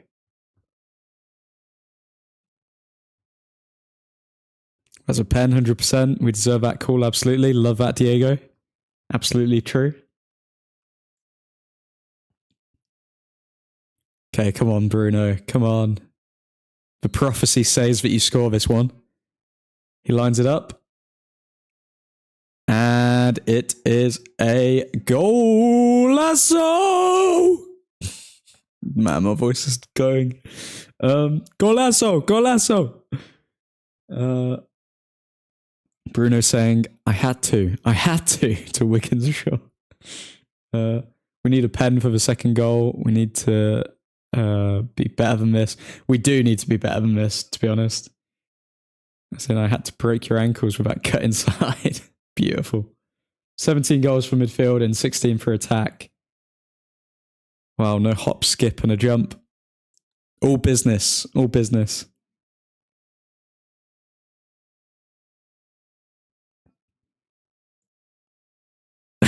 The way Bruno just drops to the ground, man. Contact was there. Contact was there, though. Can't blame it. Fair enough on that pronunciation. Admin. Golazo. Yeah, boy.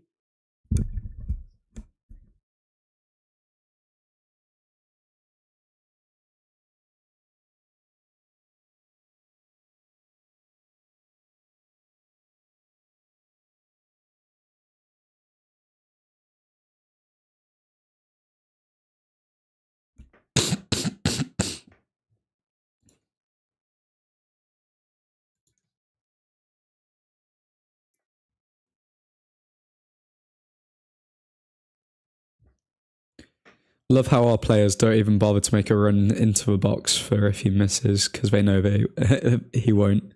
That's aura. The aura of Bruno Fernandes.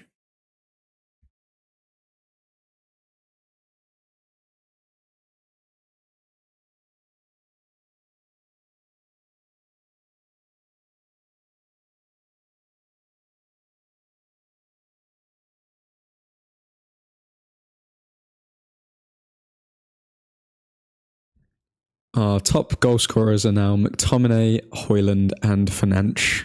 Well,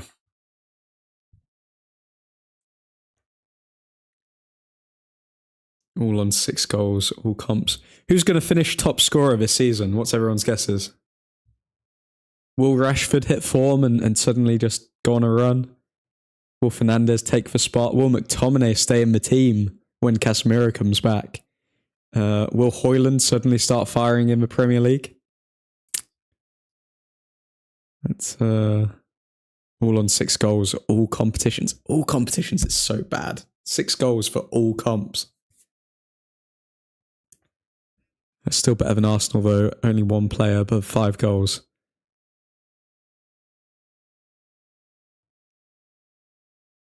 That's shocking with Arsenal, isn't it? Well, so far, Arsenal are out of the Carabao Cup. They're out of the FA Cup. Still in the Champions League, albeit they could be out next round. And they're 10 points ahead of us. Should Arsenal drop out of the Champions League, then they're only better than us in the league by like 10 points or whatever. So yeah, what does that mean? Like, we're terrible this season and yet we're only 10 points behind Arsenal. And this is our worst season ever. Like, we're breaking records for everything. Just goes to show. Just goes to show. Let's keep doing these player ratings.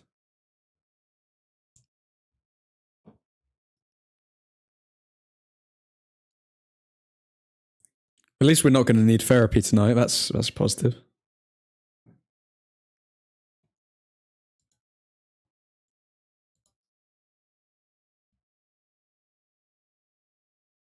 If it is McTominay, then he has a reason to stay.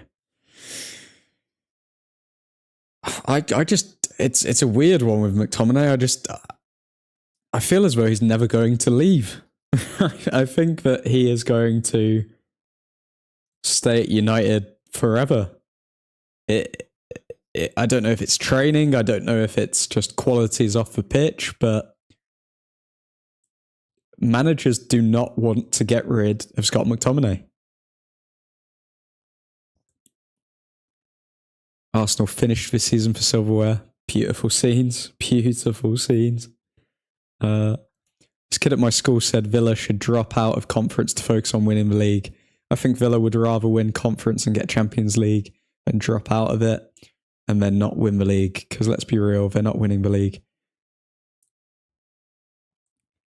I think Villa could genuinely It's a bold claim, though, isn't it? Because Kevin De Bruyne is coming back from Man City, maybe with a big injury to Haaland.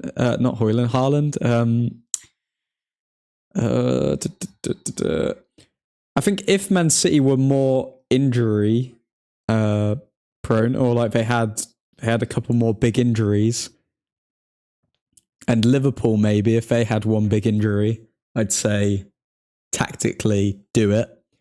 But then Villa haven't won a trophy in so long that the Conference League could just build up confidence moving forward. It depends. Do you want flash in the pan success like Leicester City, go all guns blazing for the Premier League and drop out of everything else as a Villa fan? Or do you want to build a proper European team and stake your claim to be a top 6 team for the next 5 years with Unai Emery? It seems like Unai Emery's building something, and there's no reason as to why it would suddenly fail. So I would think that they'd prefer to win the Conference League and build off of it, because it's been a while since they've won a trophy. Like, you see what winning the conference has done for West Ham. Even though they lost Declan Rice, a lot of players in that squad will have gained confidence, and if they build on that confidence, then they can cement themselves as a top 10 Premier League side now for the foreseeable future.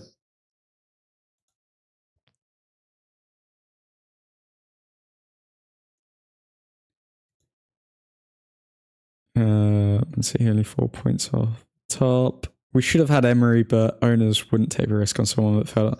I don't think his style of play would have really suited us, if I'm being honest. Rashford. Garnacho again with a very selfless play, finding Rashford there. Fair play to him. I think even though Garnacho hasn't scored, he's played extremely well today.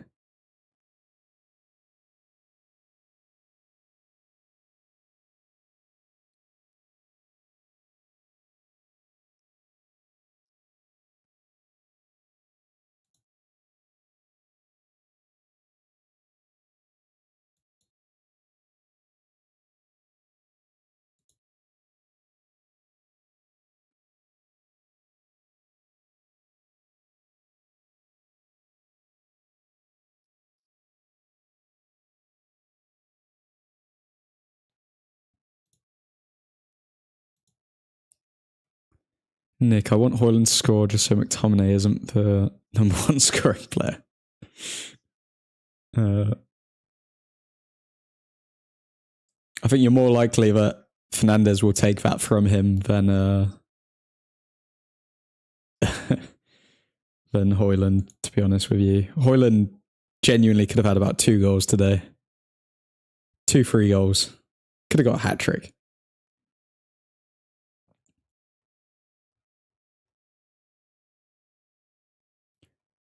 Okay, all the player ratings are out. Things you love to see. Do you reckon Arsenal owners wouldn't let Emery play how he wanted? Because I don't think he played the 4-4-2 there, but as soon as he left to Villarreal, he switched to it, and that's why he failed at Arsenal. He probably didn't have the players for it, to be honest. I think being the second person after Wenger, you're going to have a lot of stick. Didn't have the players for it. Came up against better sides. So then you've got the high expectation. You've got the high expectation with the incorrect tools. And also, I think communication was an issue, apparently. That's what a lot of Arsenal fans say. They say that he just couldn't communicate properly with the players. So maybe he improved his English during his time away as well. There could be loads of factors. It was his first job in England, learning on the job. I think I doubt the owners wouldn't let him play 4-4-2. Like, I don't think the owners can tell you, not a coach, not to play a certain system.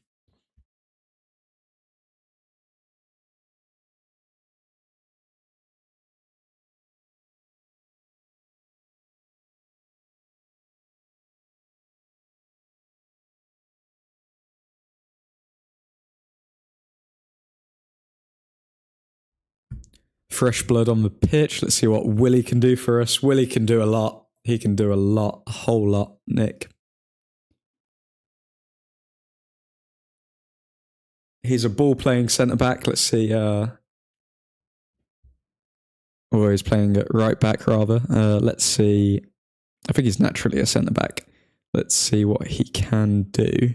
He likes to get forward.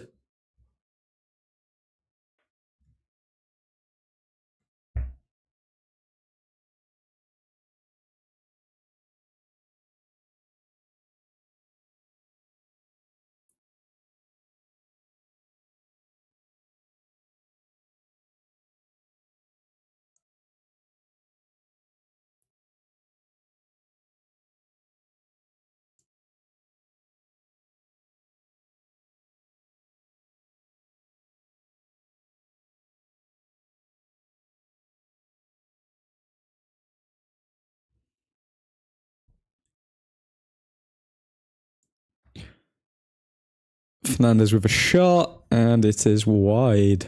If Eric Ten Hag is sacked, who do you think we should bring in? Who we will bring in? Because those are probably two different people. Yeah. So the odds are that, according to the odds, Rooney's available, says Nick, but wouldn't want him as manager. Assistant manager, maybe. Rooney, assistant manager. Bit of a Carrick thing going on. Kai Rooney. I think odds-on favourite at the moment is Graham Potter for whatever reason. What was that from Rashford? Terrible skill. Do I think that Graham Potter could do a job? I actually do, because it's not as though he got time at Chelsea, so it's not as though Graham Potter just became a terrible manager overnight. Like, Pochettino's came in there and literally got the exact same results. So you can't say, oh, Graham Potter was terrible.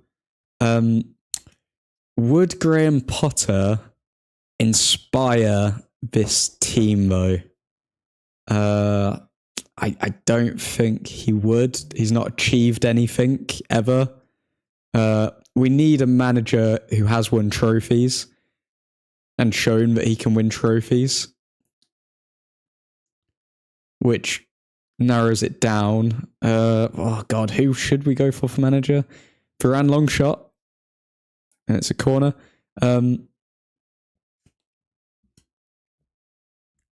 We were linked to Zidane for a meaningful period of time. Would he come to United? I don't think he would. Oh, it's hard. We've completely run out of choices. I think Carrick would genuinely be an okay option, but I don't want an Ole 2.0 situation. I think Carrick is one job away from the United job. He's done very well at Middlesbrough, but he just needs to show that he can do like one more big job. Like if he came in and, I don't know, revolutionized an Everton or revolutionized just a team of that ilk, then I think Carrick could be next in line if he won a trophy with one of those teams. But I think Carrick's like 10% away from being an actual candidate for United. He needs to just reach that next level. But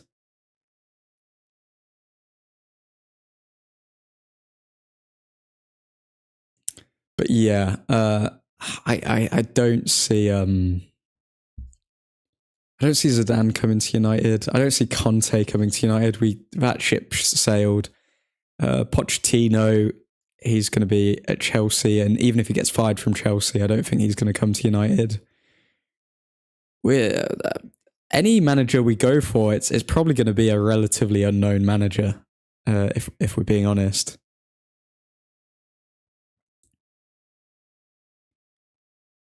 I think. Oh, this is actually an interesting one. I saw a couple of people talking about this, and I was speaking to somebody the other day about it.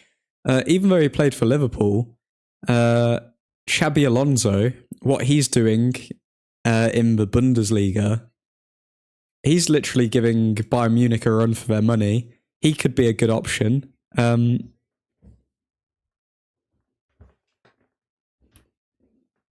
think Xabi Alonso, a lot of people have a lot of high regard for him. He's an out there pick. Diego Simeone, perhaps he'd never leave though. Hans Flick. What's Nagelsmann doing these days? Is Nagelsmann in a job?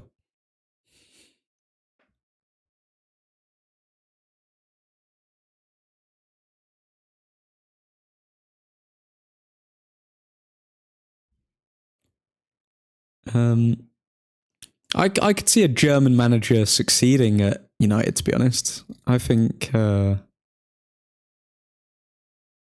although a lot of people think that the United manager role, they have to have a lot of charisma. That's why a lot of people have turned against Ten Hag. A lot of people have been saying that he doesn't really have the charisma or something to be United manager, but I disagree with that. Fergie is coming back just to clean up, win a treble, and F off to retirement again. That would be one of the greatest sporting stories ever. However, the man's so old, man. Like, just let him chill. But then he can't even chill because the way he relaxes is by watching football, and he has to watch this dross. So it's a hard one. How do we actually make Fergie happy?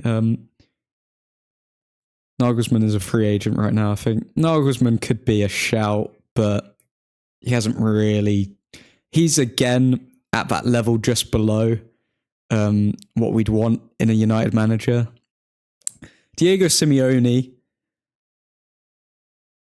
could work, although the thing is, I don't know why we've gone down the attacking style of play route of like possession and all of this stuff, because Ole was actually quite successful as a United manager. He was just like, he was one penalty shootout away from winning a Europa League. And I think his style of play did suit the players, and Diego Simeone has a similar style of play in a way. But would we go with him? I think he'd have to learn English. I don't know if he'd want to move to Manchester from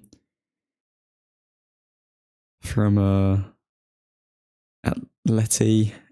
I don't know what managers would actually take the United job seriously, if I'm being honest, because everyone knows at this stage what the United job is, but actually, a lot of managers are going to jump at the chance because the footballing operation is changing. So we will have a lot of options, but it's just going to be really interesting to see who they go with if they do decide to get rid of Ten Hag, because that's going to be their indication of where they see football going. Who is it at the Netherlands team? 10 top of the league right now. Is it Feyenoord at the top? Or is it someone else, PSV? Get Mourinho back in. I think Mourinho's even decided, like, yeah, I don't need the stress anymore. He's just been like, yeah, I'm happy at Roma. Can chill here.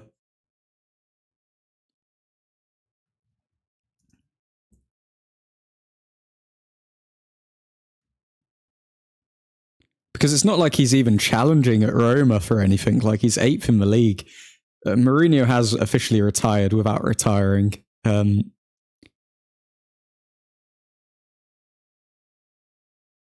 first and Feyenoord second. He's PSV manager.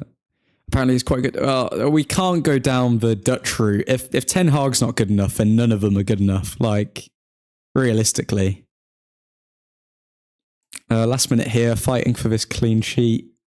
Pellistri is sprinting down the wing. He's dribbling. And he's found Fernandez. But kind of pointless.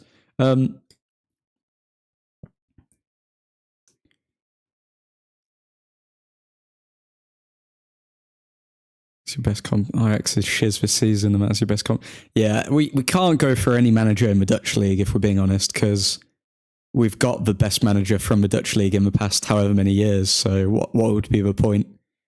Van Persie is apparently a good coach, but that's under 18s, and it's very different. Yeah, Van Persie is even further away than, say, a Carrick. Carrick, out of everyone who's like ex-United, is probably the highest up there with who we should have, but yeah, that's it. And yeah, looks like that's that. We are through. We've now got to play, is it Eastleigh or Newport County? Basically a nobody team to get through to the next round after this. But yeah, it's been a very good stream. Very interesting match. We honestly could have won 5-0. I expected it to be quite a chill match today, to be honest. Would have been surprised if we did concede against Wigan, although they did have their opportunities. But yeah, we move on to the next. And Percy's son represents England under 17s, I think. Interesting. We couldn't even do the 3-0. No, we didn't make the 3-0 in the end. So we did underperform based on all of our standards.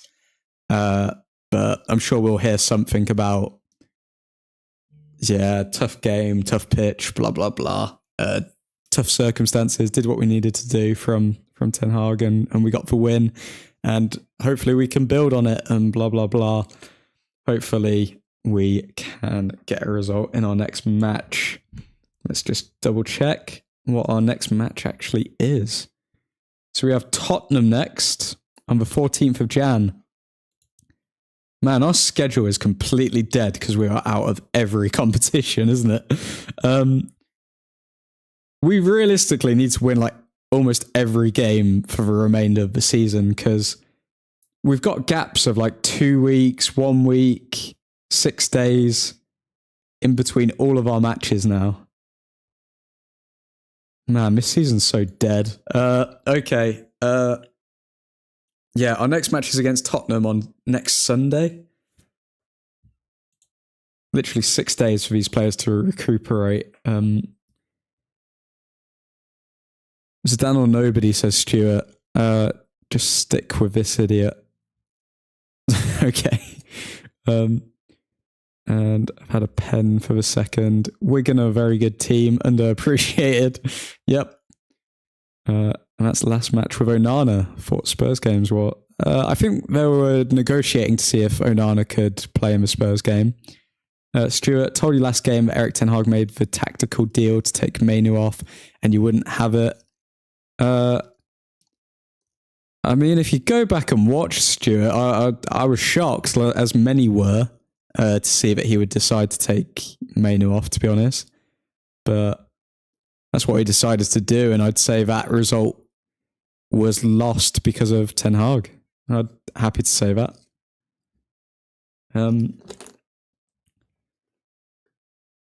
14th for United and 15th for Cameroon. Are we talking about league tables here, Nick, or are we talking about dates? So it's hard to tell at this point. We agree that it was a tactical change. We thought injury. Yeah, thought originally it was an injury.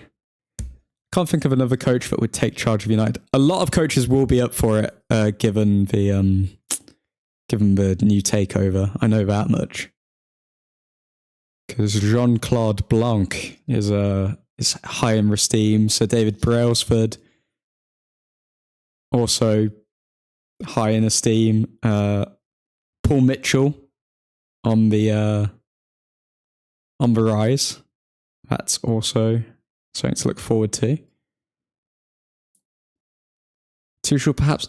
We can't. I don't want to go with managers that have been at other clubs, to be honest, other Premier League clubs, because when they come to United, they fail, and then it's just a waste of time. Like, we need fresh people. That's why Ten Hag was a good appointment, because we don't have to compare him to what he did at other clubs. Like, this is the biggest club of his career. It's first time in his Premier League.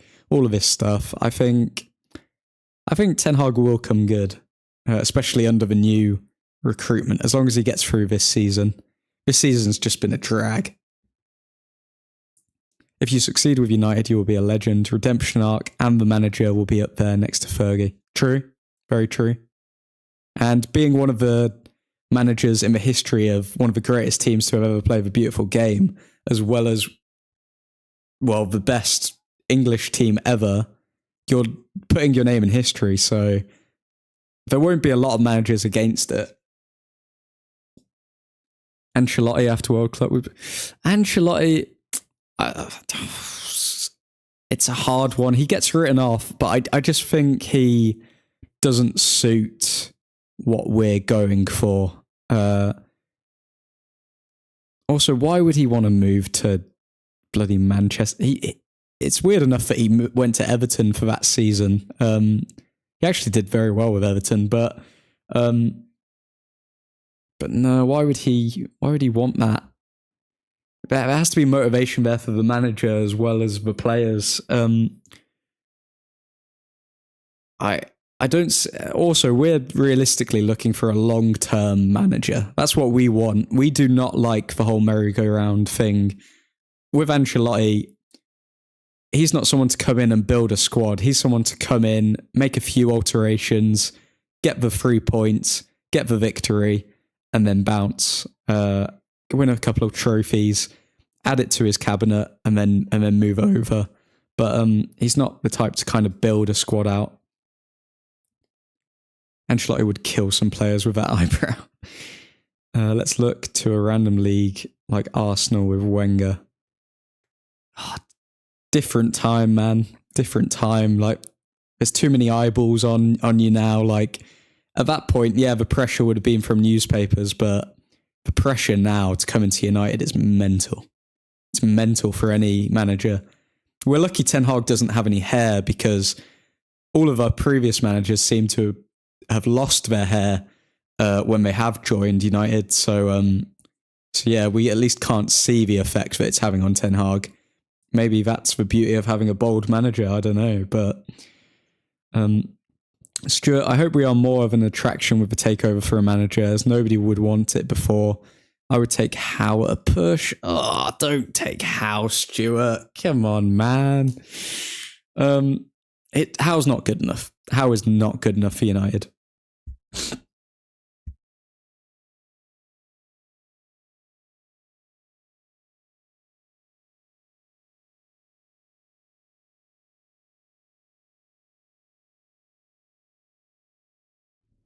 No matter how we want to look at it, Howe is not good enough for United.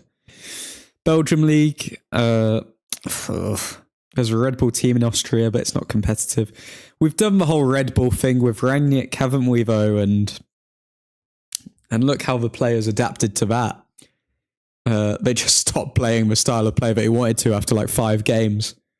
But yeah, that's quite tragic. Let's see here.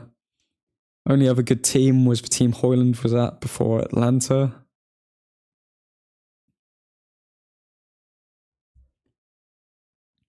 I don't think it's a weird one. We can't go obscure, but we can't go just down the straight. Oh, okay, we're going to win because of these people route. So it's a hard one for next manager, but hopefully Ten Hag does it.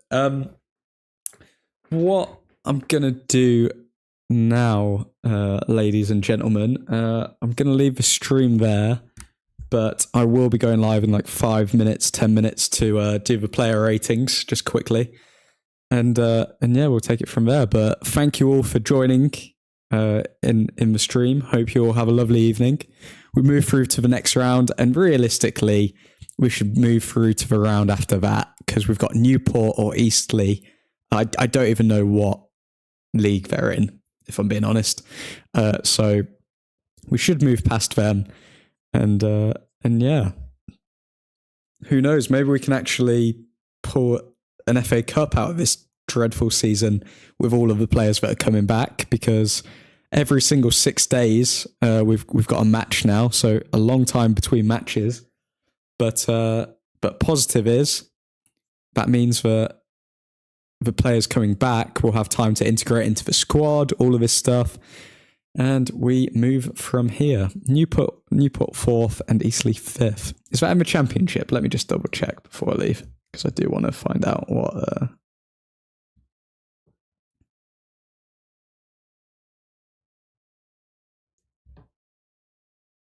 Divisions. Jesus Christ. Okay, let's leave it at that. Cool. Have a nice night, everyone, and I'll see you on the next one. Thanks for tuning in. Godspeed.